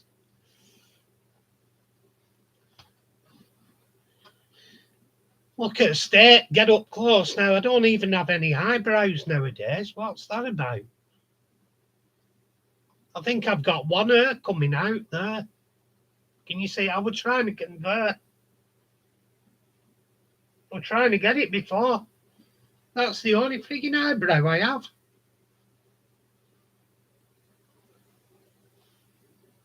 You're not kidding, Scooby. 20's definitely premature. 20's definitely young to be going bald. I'm not fully bald. I do have some hair, but it's not worth growing it.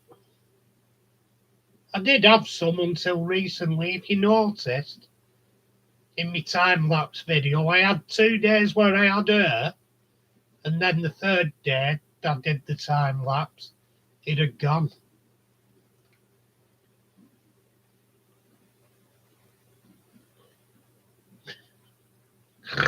Ah, me, me too, Jessica. Right down my calves and to me heels.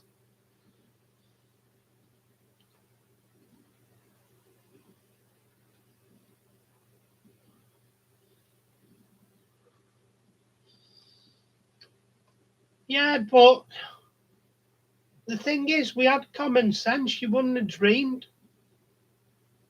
You were taught by your parents, if you can't beat them, punching them, don't use a weapon on them. You got that drummed into you off your dads. I think a lot of the problem with them now is a lot don't have decent male role models around. And I think they either go into rogues and end up stabbing people because they've not had that decent male influence around. And they think they can get away with everything because mummies let them do exactly what they wanted. They go gay.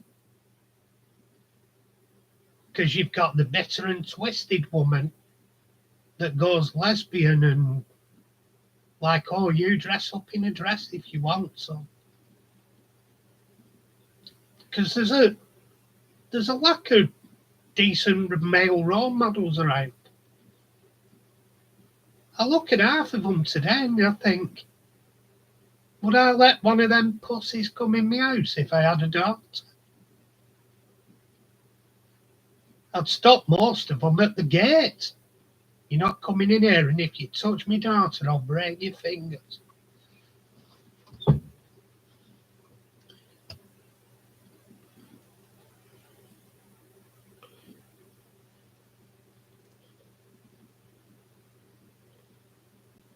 But yeah, that's it. A lot of it, not all of it, obviously. But it's the way society's going, and I think we're getting brainwashed by. I honestly think, and this is why I honestly think, I think the government don't stop it. I don't like the pressurised stuff towards gay and stuff like that is because they don't want us to breed. They want to cut numbers down. And what's better if you're messing around with your own sex, you ain't having kids.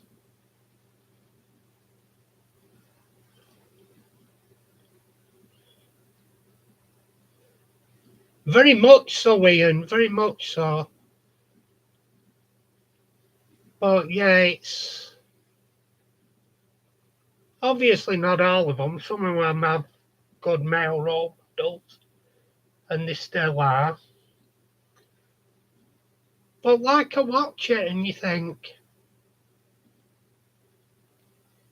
it's definitely something that's being brainwashed into people. And a lot of it's bitter women that don't like men that are turning round and saying, oh, my child wants to be female. My boy wants to be female. And they've pecked it in their head that all men are horrible because they've had a bad experience with one. And they've had it pecked into their head. And if you get it day in, day out, that's how you're going to grow up. And there's no doubt you watch a lot of the lesbians now, and they're very, very bitter people.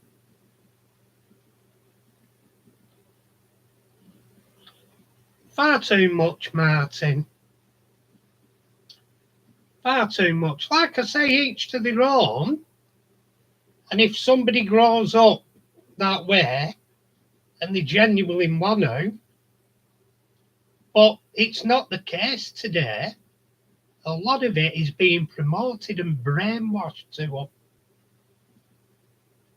If they genuinely grow up, we had people back in 70s, 80s, they felt they were the other sex. There goes. And the genuine ones I have no problems with. But when you're brainwashing kids like some of these parents are, oh, my child wants to be the opposite sex. Like, I don't get it. I don't get it. Like I say, some you get, they did want to be. But a lot it is promoted.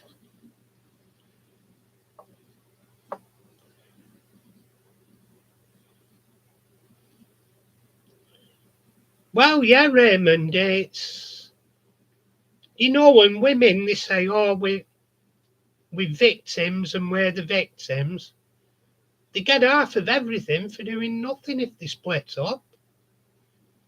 And it's always worked out that way.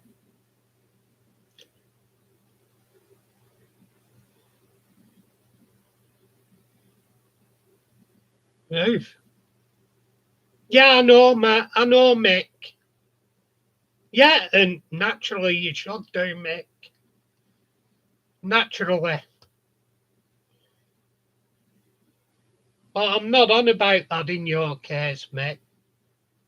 A lot in modern society, it's being promoted as a lifestyle, and I honestly do believe a lot of them will transgender and then regret it because it's not been something they wanted personally. It's been forced on them by parents.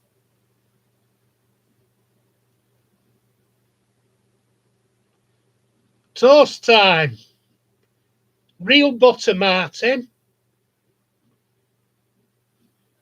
Yes, as I feel society and a lot of bitter and twisted people are making decisions and getting into people's heads they shouldn't do. You can have a child that'll grow up and feel they want to be the other sex with no head pecking.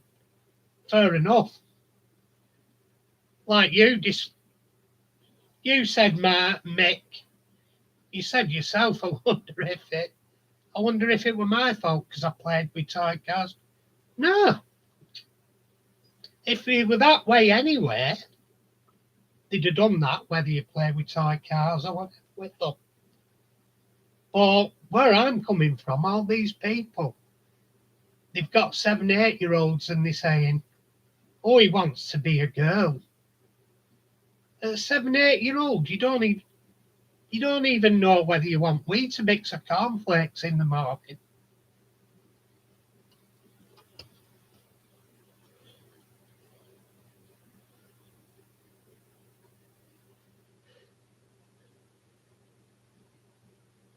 Yeah, if it's done right, Martin, it is. But there's a lot of them now that are treating it as a lifestyle or using it as a lifestyle.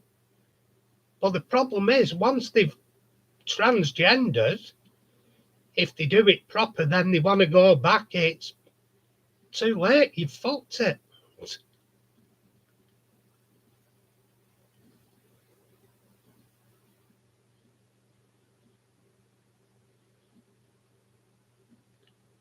I've never had that thing where I wanted to have kids. I've always dreaded it in case there were a knock on door and fucking they said, "Where have you been for the last 30 years?" But yeah, one of them things, isn't it? I've always wondered if that had happened at one point. I think I'm safe now. But you always get that wondering, is somebody going to knock on door and go, "Daddy!" Oh, shit. You owe me 30 years of birthday presents and Christmas presents.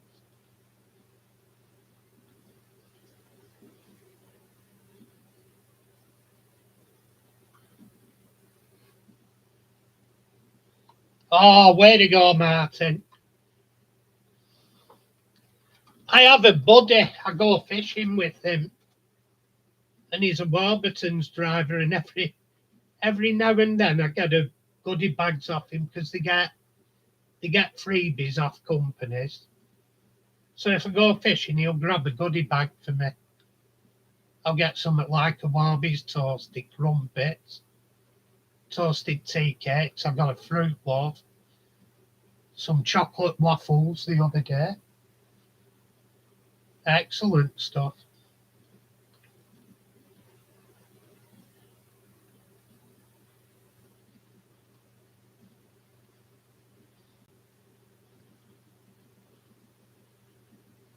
Oh, cool. Have you ever tried for getting in touch, Valleys?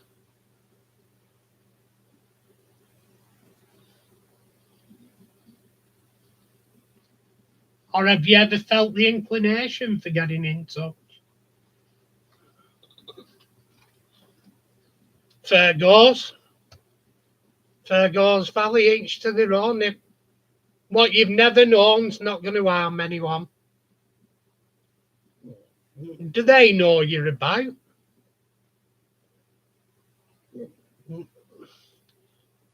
Yeah, do they know that's the case, Valleys?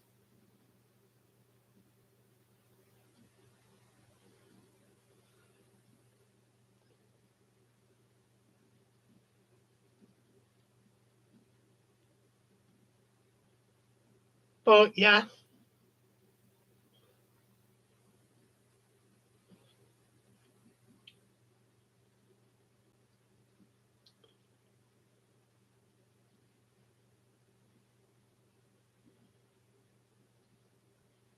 fair goes. So if they've no idea and it not harming anyone, is it? Not harming anyone.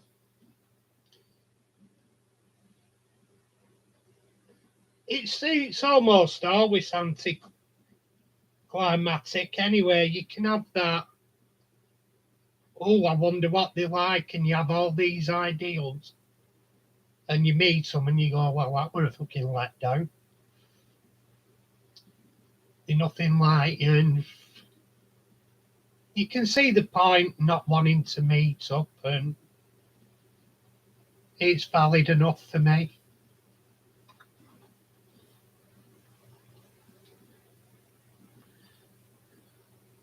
Ah, I was watching The Only Fools, and it's my favourite ever Only Fools and Horses episode, the Gary Gang one, when they go across to France on reunion and they decide to bring a load of beer back and they end up with a illegal immigrant.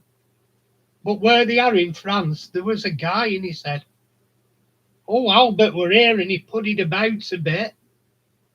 And everywhere they looked, there were guys with beards like this, like Uncle Albert. And he said, it's like the village of the damned. Oh, brilliant. Absolutely hilarious. Yeah, every chap in the village had a beard like Uncle Albert. Fantastic stuff. I'm doing me Chad again. See if I can manage it. Hang on. And it's that. Which hand? Come on. That hand's up. Oh, there we go, Chad.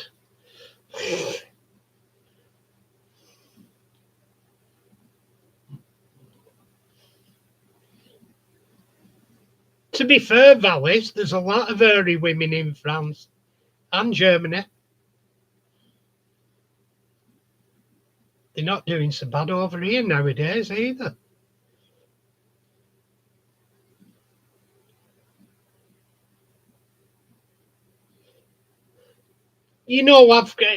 Scooby. I have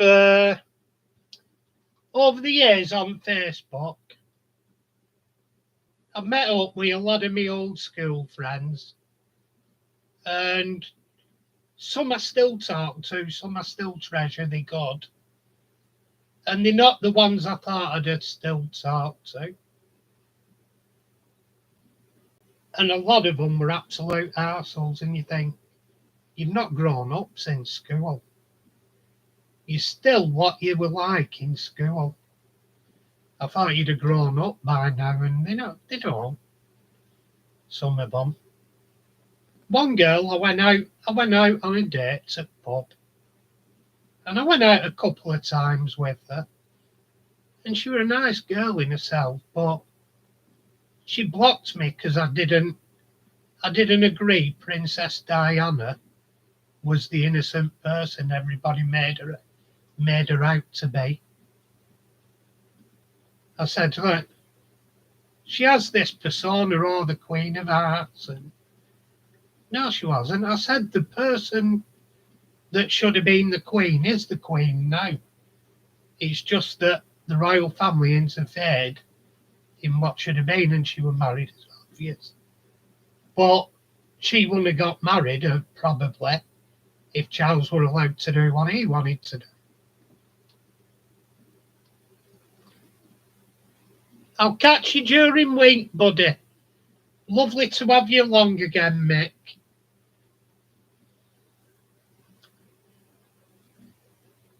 No, they made her out to be Saint Diana, and she was far from it. She was a human. And if you look at Harry, that's bloody James Hewitt's kid. That's it. I'm going to be getting a knock on door from Special Branch. Just make sure I don't drive through any tunnels.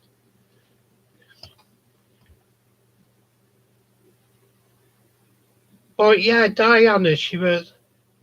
Don't get me wrong, she did some lovely stuff, but you ask yourself, would she have been that lovely if she weren't painting a persona of herself for her own gratification?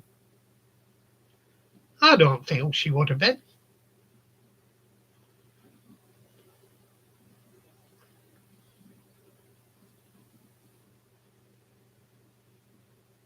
Yeah, she's... They all knew she had a thing with Hewitt now. A lot of people say, oh, it was from only from these dates, so Harry wouldn't have been hers. How do you know? How long did they keep it secret for before people found out and they had to admit it? As my old fella said, it's a wild child, it's a wise child that knows their own father. There's only one person who'll ever know who kids' father were, apart from DNA, obviously, nowadays. The only mother will ever know.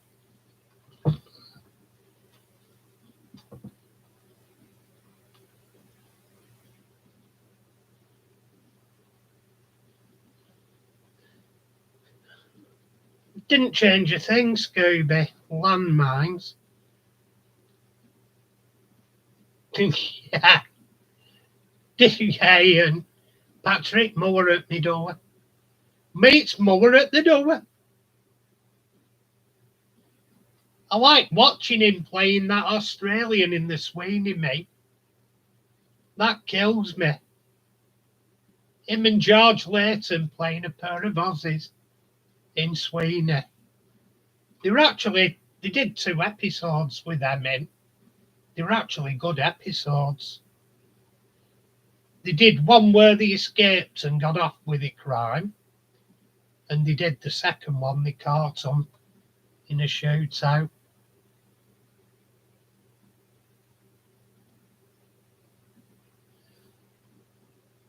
I don't know. I think, to be honest, Martin, I think she was the type of person that craved that, but secretly denied it. I think she craved the publicity. You don't sign £1 million deals and stuff, or however much she got for it for interviews on ITV if you don't like publicity. I don't like publicity, but I'll do an interview on TV. It's like a son now. I'm getting away from all the publicity and the strain in England. I've heard more of him since he's gone to America than I heard of him when he were here. He's just like his mother.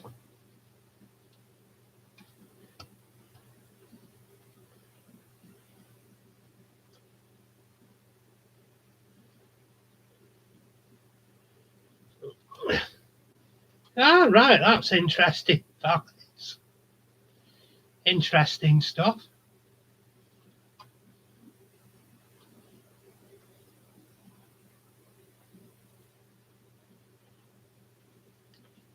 Yeah, exactly, Scooby. She courted the publicity. She loved it. She's an adult. She knew. She played the paparazzi. She played interviewers. She played the game. She could have easily not done. Look at Catherine now. You don't hear much about that kid. Keeps it stung, cell to cell. I know she's not had a good time lately. You wouldn't wish that on anyone, but they've kept it quiet. Diana wouldn't have done.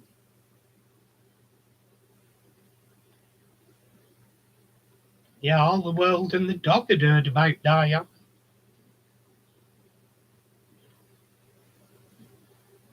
Jeez. I looked at her daughter the other day, bless her. Is it Eugenie? She's like Prince Andrew with tits. Poor kid. She's not pretty. Bless her.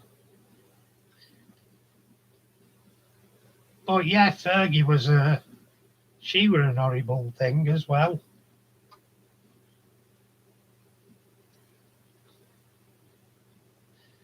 Yeah. But yeah, it's yeah,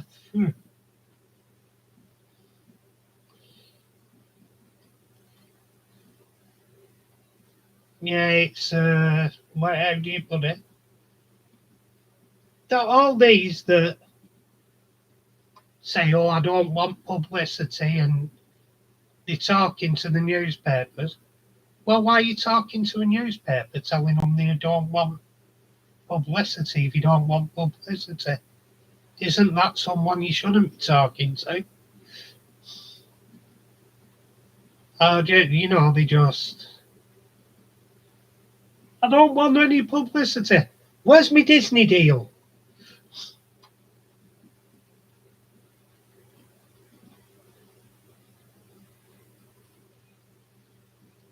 Oh, geez, she looks like she's been slapped in face with a spade. She's not a pretty kid.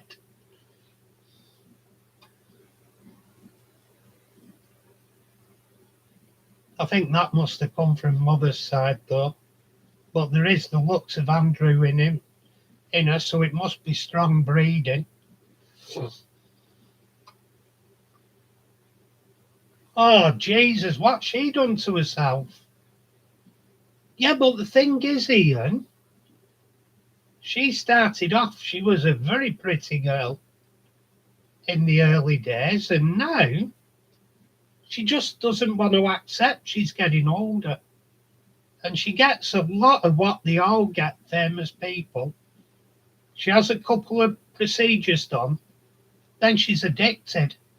She looks bloody awful now, but she'll go for more, and she'll end up looking like, were it Jackie Stallone or bloody Pete Burns or whatever. She looks like that now. She looks dreadful. They're all going, she looks amazing.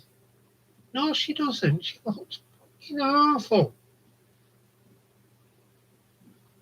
Even if she posed topless nowadays, they wouldn't look nice. They'd be full of scars, unnaturally hard, and they'd be grisly.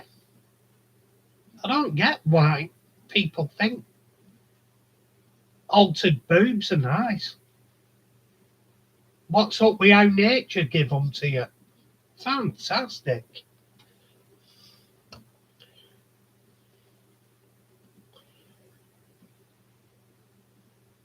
Yeah, natural. You can't beat them.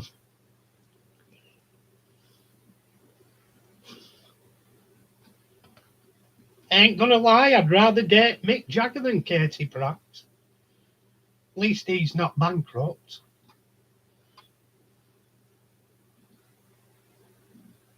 Grow old disgracefully. Spent Spend the money you'd use on plastic surgery on booze. Booze and women, that's the way to go. Let's have the plastic surgery.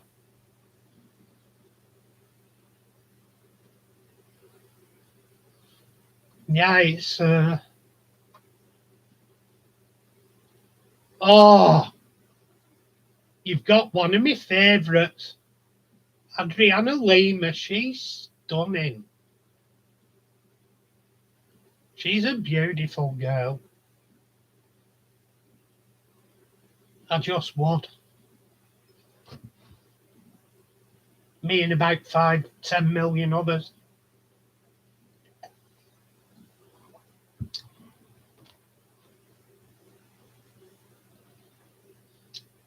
Tell you what, there's some of the old women that grow old naturally. They're stunning women. Valerie Leon still looks stunning for her age.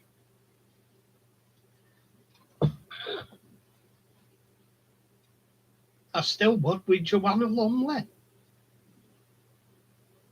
And she's pretty natural.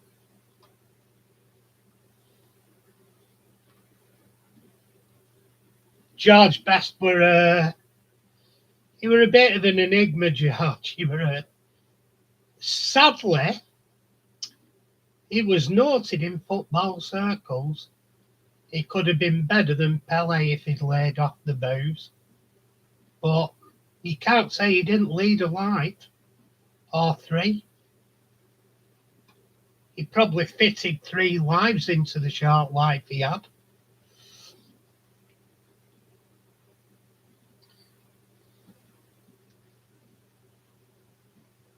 Because let's be honest, he's fitted a lifetime of humping and drinking into the first 10 years, I'd say.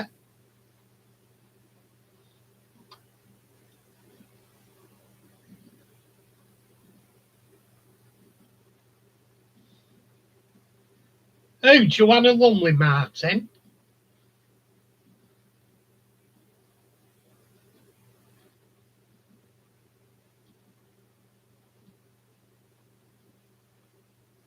Oh, God, Hurricane against God. Oliver Reed were God.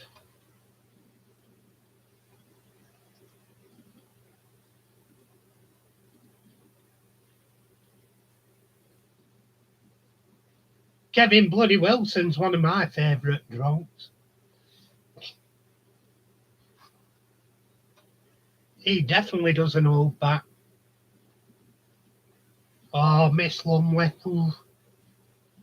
What I couldn't do to her, still at her age now. I still definitely would. When she was, I was watching old episodes of Call My Bluff today, and she were on there when she were a wee whippersnapper. One with her own brunette hair, and then with a blonde Purdy Bob later on when she were in New Avengers. Oh, the brunette hair was lovely, but the Purdy Bob, something else.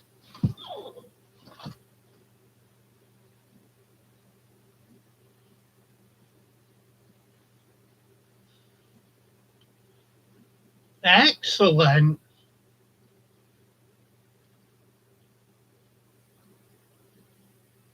Oh, fantastic stuff.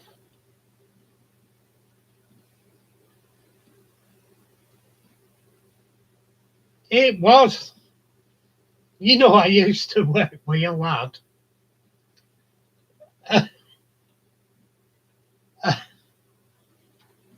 He were a Scots lad and he were a funny lad. I miss him. He used to be good working with him. And he come in one morning, he goes, "Felching." I went, "Felching? Yeah, it's a felch." I said, "What's that?" And he told me the explanation. And then he finished it off by saying, "I saw it on Call My Bluff last night." I said, "No, you didn't. No, you didn't."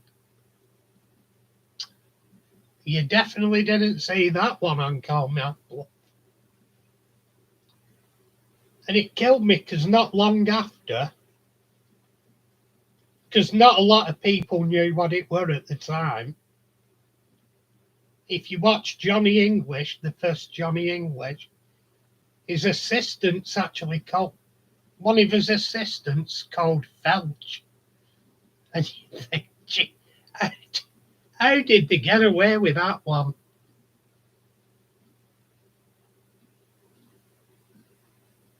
Oh, I used to love Ask the Family. That were fun. There's episodes of it. I might watch after when I switch off from here. I might watch Ask the Family.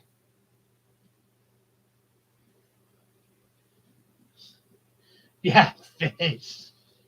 Viz, I love Viz. Very funny. Roger's Profanisaurus. Am I still allowed to say wanker on ITV, Dave?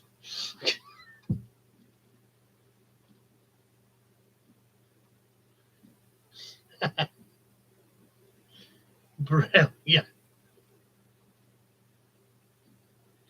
Roger Melly does call my bluff. Roger Melly, the man on the telly. Yeah, am I still allowed to say arsehole on ITV, Dave? No, you never were.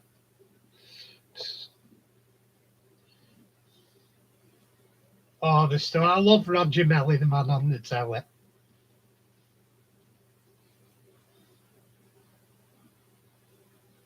Yeah, damn good. It's a damn good publication, Viz. I think I have a couple of issues somewhere.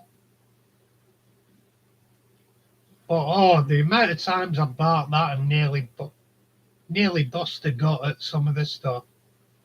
Geordie humour, you can't. Well, round here's good for humour, but Geordie humour, you just cannot beat it.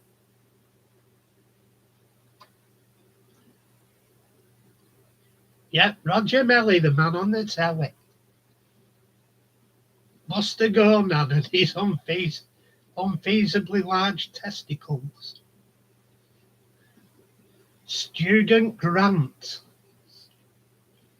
What were other ones? Johnny Fat Pants. The Fat Pants.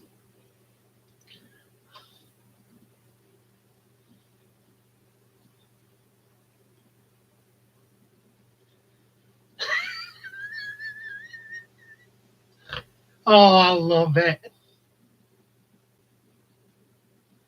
Oh God, yeah. Some of the stuff they were so funny. These were brilliant. I think it's still going as well, which amazes me because you think the modern days like snowflakes ago, we can't have that. I'd like to get it just to see if they go as far as they used to. It is, yeah. The Alki. Every time he gets money for something and it ends up going on it, getting pissed up. Oh, what are some of other characters? Oh God, there were some brilliant ones. Some brilliant regular characters. I used to buy an issue of that, and by the time I'd finished reading, my sides were splitting. Potty Time, that were good, Ian. I used to love Potty Time, the Flea Circus and everything. Brilliant. Good old, good old time entertainer, Michael Benty. Fantastic he were. I could have watched that guy at any time. But again, he was from Spike Milligan and Peter Sellers and Harry Seacombe's era. They all worked through hard doing pubs, clubs like wartime entertainers. They worked through the hard way. Most people now they think you should just be famous. And I asked one lad one time, he sat there and he's got his guitar and he's just strumming one chord. I said, what do you want to do when you leave school? He said, I want to be famous. I said, what for? He said, I don't know yet. I said, well, people, when they're famous, have usually got famous because they're good at something. I said, you have to be good. Well, I said, you have to be better than 99.9% of the population to get up on stage and entertain them. I said, then you have to carry that on to TV. I said, you have to offer something. I said, you're just sat there strumming one chord on a guitar, no particular tune. I said, you've got nothing to offer. How do you think you're going to be famous? But now they've got people that are making people famous with no visible talent. Just because they're on telly going the Big Brother house. Do this, do that, do zero visible talent. Well, they ended up famous.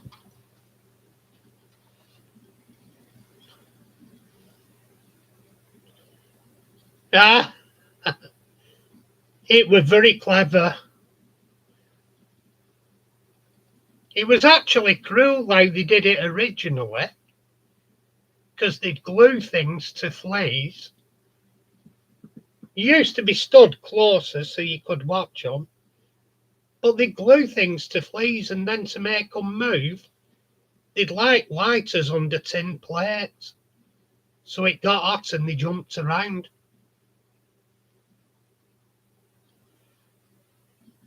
But a lot of the flea circus would have been done with magnets and tapping the underneath, so you got sound explosions and that. But it looked, it looked really good. And when you were a kid, it was fed the imagination. It was very clever how he did it. Now that'd get all the magic taken out of it because they do it on computer now. And I don't get whether kids actually see the magic in computers that we saw in stuff people had took the time to craft and put together. You make like model railways. You take your time, you craft it, you make it. People can go and look at something somebody's made. I don't think you get the same feeling out of something like you get these train simulators, and fair enough, you can sit there and drive them and stuff, but I don't believe you get the same feeling out of it. You know what I mean? And they go in that way to being more interested in the train simulators. And they're not learning crafts where they could have something nice in the living room. They're learning solitary things where they'll go and sit on their own. Like years ago, you could say, yeah, get a paintbrush and paint that hill for me. I'm building art. You could share it with people. Here, paint that car, or here, do this if they had other skills. You could join in with people, a computer. You sit there on your own. No.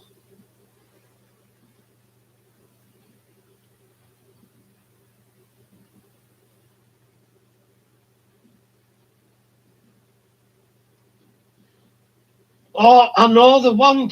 I know the one you're thinking of. You can't sing, you can't dance, and you look awful, you'll go a long way. I'm going looking now. Ian. You got me.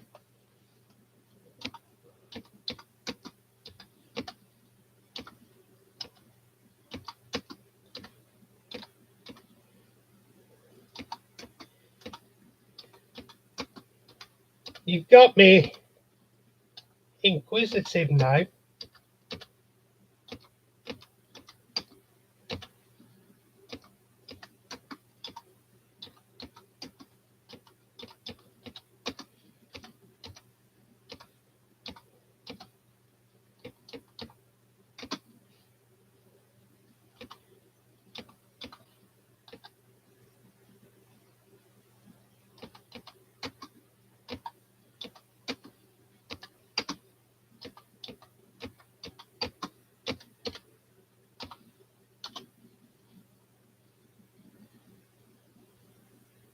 Kit Kat it was. Kit Kat in 1984.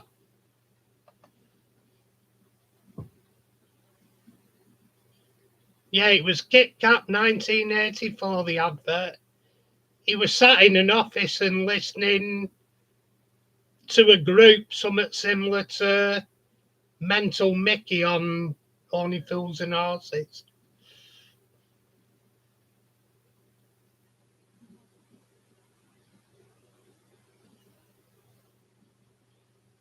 I think he was. Boy, did they get that wrong, Valleys. I think they did say that to Fred Astaire.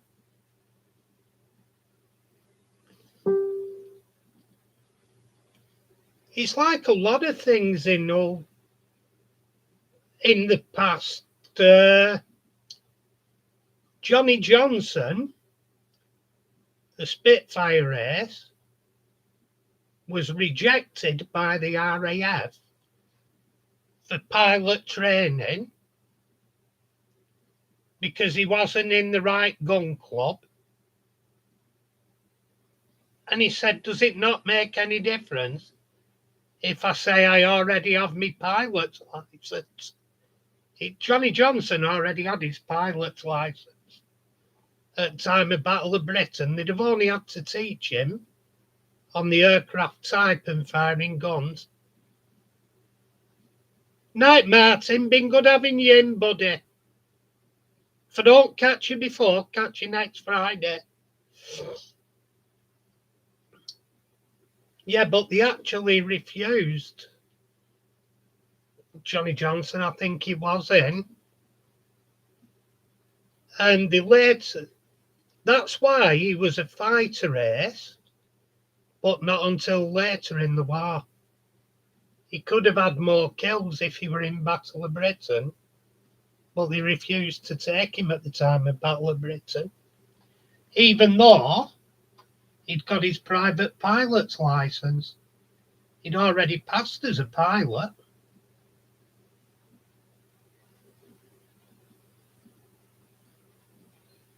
Yeah, I believe it.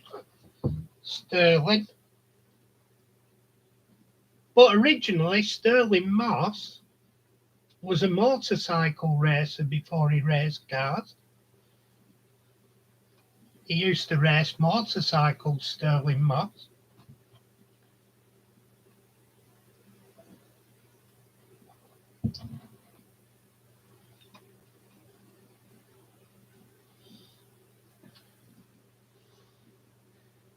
Hey, Fergus.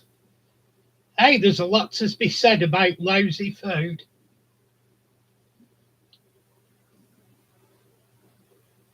Oh, the worst I've ever had. I used to work engineering good long time ago now.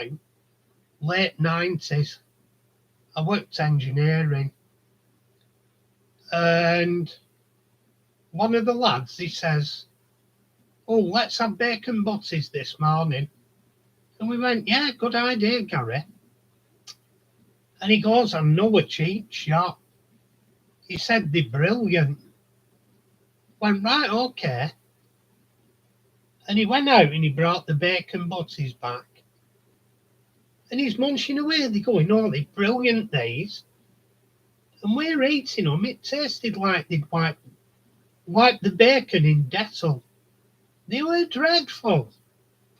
Worst bacon sandwich I've ever had. And we said, mate, they were cheap. I said, but they don't taste good.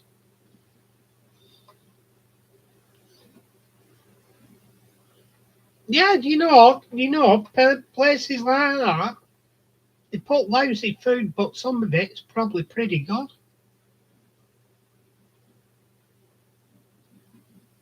It's probably just basic food we'd all eat. But some of the old basic cuts were bloody good.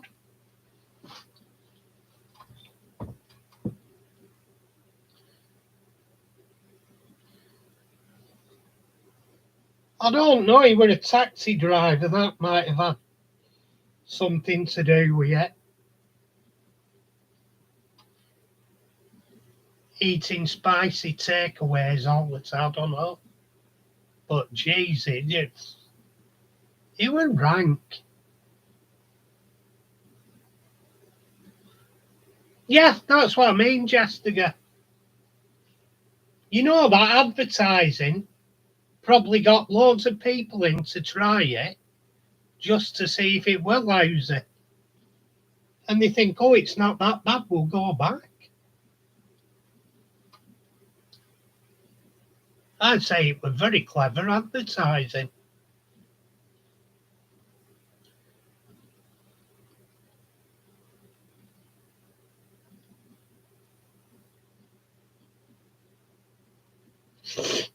Yeah, it's not the price. I just like a Jesus.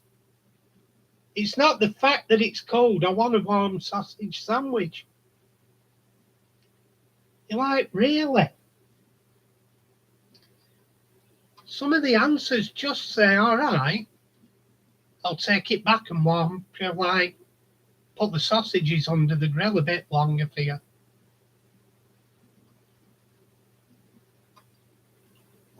I'll tell you what they'd probably done. They'd probably had pre-cooked sausages, stored them cool, so they didn't dry out, and then put them under the grill or in microwave.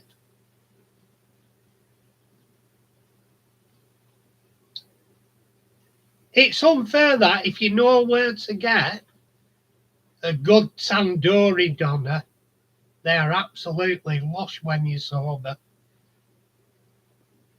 I've had some absolutely. Most kebabs are dreadful. If you get a tandoori and a good tandoori kebab with a red doner meat and they lush, I can eat them sober or drunk. I have my normal tandoori, but the guy who ran it's retired and his daughters took over, and that's not the place it was. I've been going in there since the 80s, and that's going like all the rest. But the proper old red doner meats and properly done kebab, they were beautiful.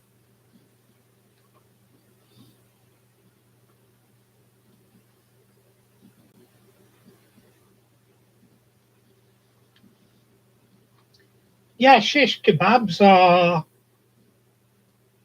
what you want is the ones that have the clay oven and the proper tandoori house where they have tandoori kebab. They're lush. Go to any old doner and some of them are apps. Oh, I wouldn't use some doners to wipe my arse off.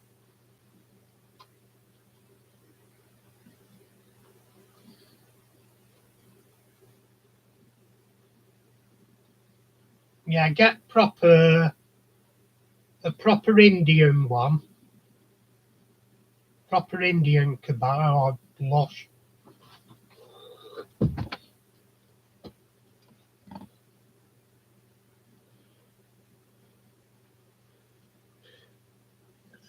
No, quite right, Raymond. The best, the best Chinese chippy in our area. I've not been up to see if they're still open, but I'll guarantee they will be. And they've not decorated since the 70s, but the food's outstanding.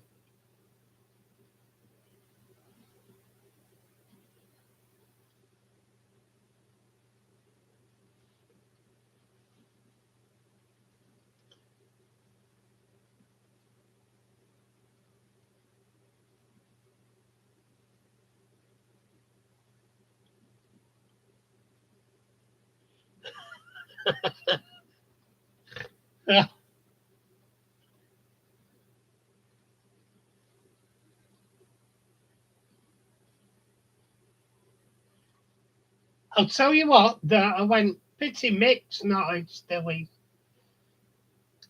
I went to Birmingham with Mick and we stayed in Chinatown, and straight across from our hotel they had a restaurant and it had all roast ducks in the window. Now I'm talking complete roast ducks. They still had the bloody feet and bills on and everything, the full Monty, full ducks. And I went in and I says, "Can I try some of that in window?" And they were like, didn't so. And they weren't used to having English people in. I said, "I just want to try a little bit with whatever." And I looked round and everybody in that restaurant were Chinese, Malaysian. They were all Oriental. So they were all, there were no white people or anything. And I said, "Yeah, I just want to try a bit of it with it. How you have it?" And she did me it with rice and some cabbage, and I took it over to my hotel room. It was one of the most beautiful Chinese meals I've had. Very simple, but it was gorgeous. It was the nicest duck I'd had. The rice were perfect. The cabbage with it were gorgeous. Just done proper job.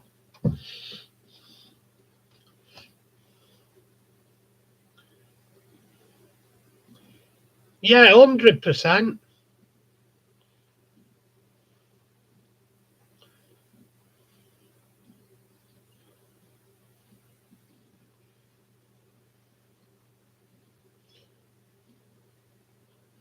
Yeah, it can be.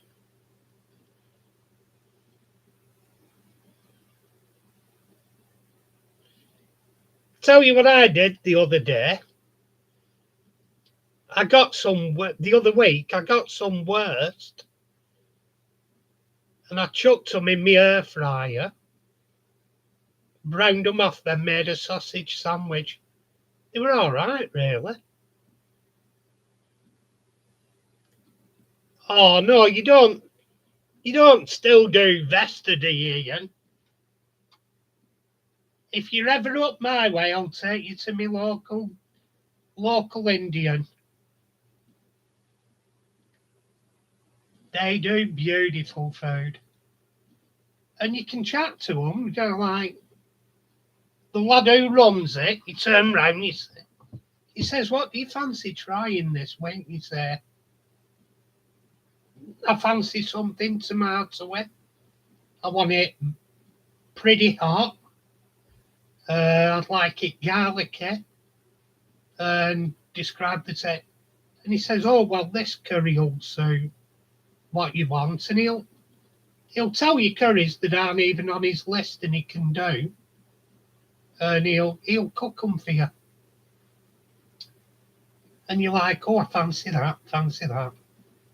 Because me, I'll eat a vindaloo. I like hot curries, but I also like cool curries if they have nice spacey taste. And some people will only eat one curry all their life.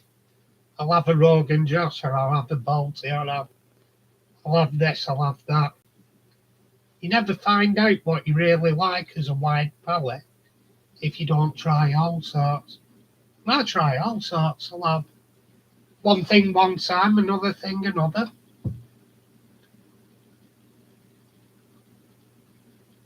Yeah, we used to have them on Saturday. Vesta curries, and used to have the Chinese one where you drop the noodles in boiling oil and like noodles expanded, and then you put them on top of your Chinese. They're okay, but it's not. It's not what I'd have nowadays. They're not a curry.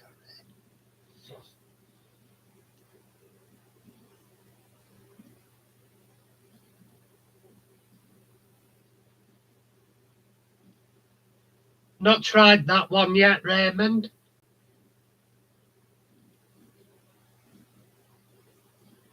Oh hell yeah, I loved. I could eat. I could happily eat curries all the time.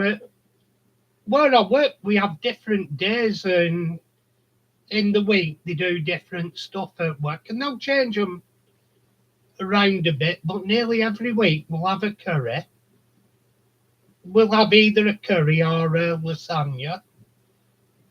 Fridays always fish and chips in the canteen. Sometimes they'll do a full roast. Sunday morning is always full English.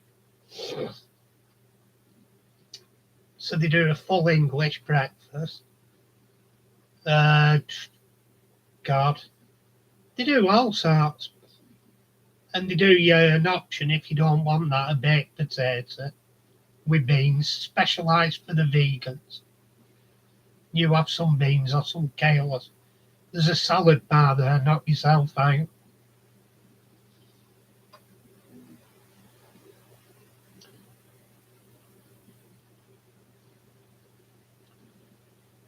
Oh, jeez. You can't get many people standing near you, Valleys.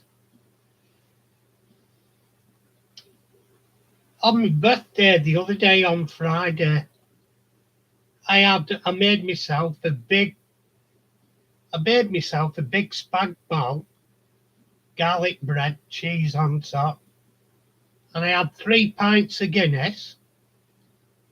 First room I went in, working with my colleague I was working with, farted and he was nearly sick. Happy days. He went, Jesus. Happy days.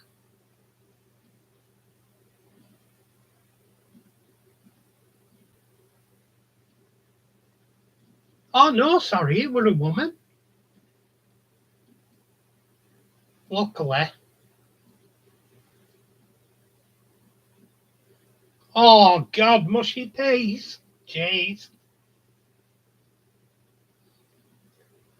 Oh no, but if I ever go in Saturday morning when I've been on the bay Friday night and gone for a curry,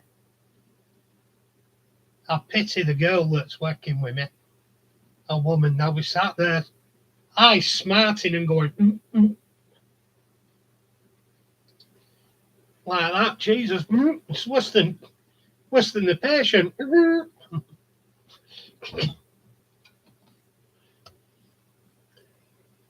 Oh, we don't get some pleasant jobs, pal. I can recount a funny story.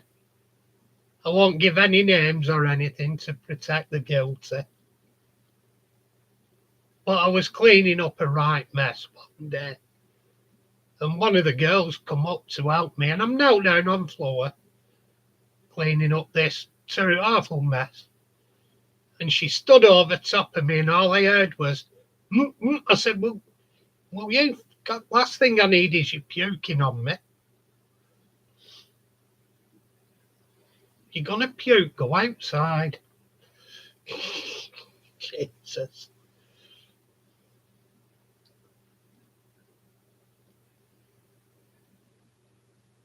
Why ever not? Spoons. Valley, spoons do some decent food. I don't.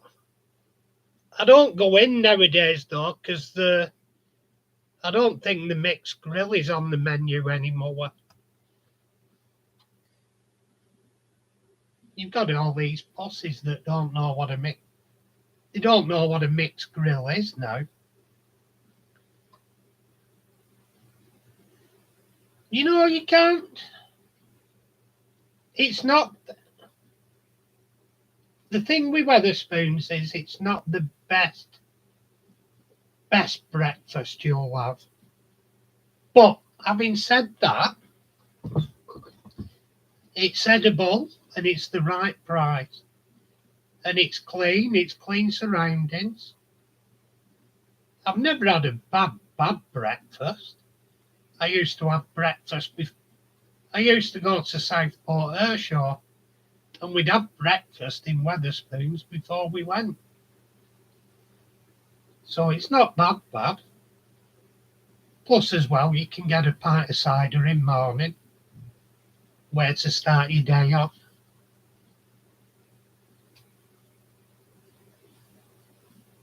I like Wimpy's, it's better than McDonald's.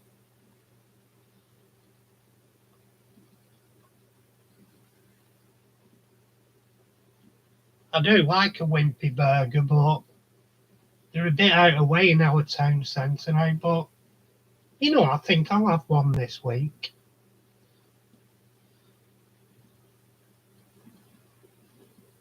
But yeah, I do like Wimpy.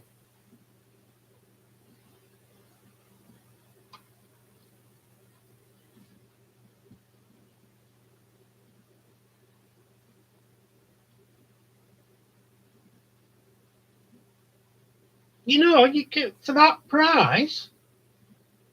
You know, Valleys, to be perfectly honest, you couldn't buy it yourself and do it for that.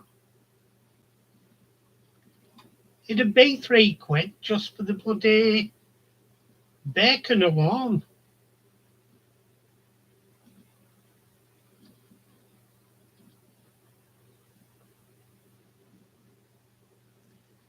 Quite possibly Valleys. I do like Wimpy's. They did nice burgers. I think we had one in our town. I don't know whether the one's still there when you come off the motorway. That one may still be there. But it's inconvenient to get to because I haven't got a car or motorcycle nowadays. It's hard work to get to, so if I fancy having a burger out, I go into town centre. But yeah. Anyway, we're up to 3 hours, nearly coming up to. I think I'll hit the 3 hours, which is possibly maybe the longest live I've done. And I'll call it a night, go and get myself a fresh brew, have a shower ready for working morning.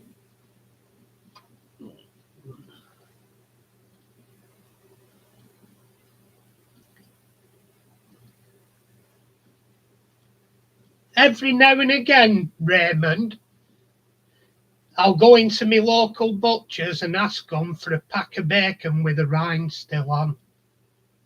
Like, it's still not as good as the old style bacon where they cut it and you still have the proper rind on. Something you could have a good chew on. But yeah, they do have rind on, but it's a very fine sort of rind. It's not the old thick, chewy stuff we used to get in the days when we had teeth and could chew.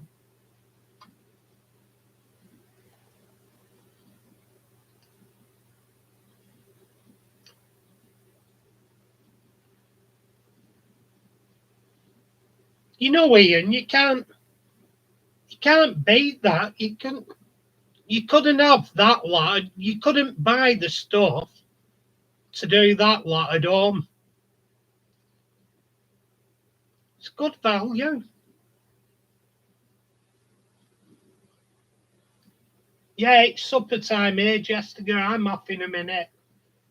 I'm very nearly approaching the 3 hour mark, so I think I'll call it a day at 3 hours, and I'll go and get some fruit loaf toast.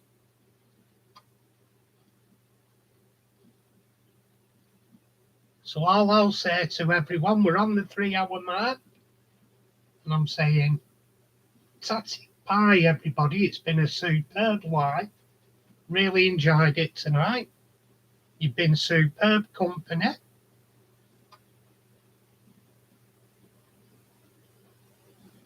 Sithy cocker. Bloody hell, Sithy. Hell, Sithy. Yeah, that's an old one. Yeah, so tatty pie, everyone, and take care. I'll catch you next time I do one. Tatty pie. You're welcome, Valleys. Catch you later, Ian. Catch you later, Scooby. Catch you later, Raymond. Catch you later, Valleys, everyone. And tatty pie, we're out of here. Night.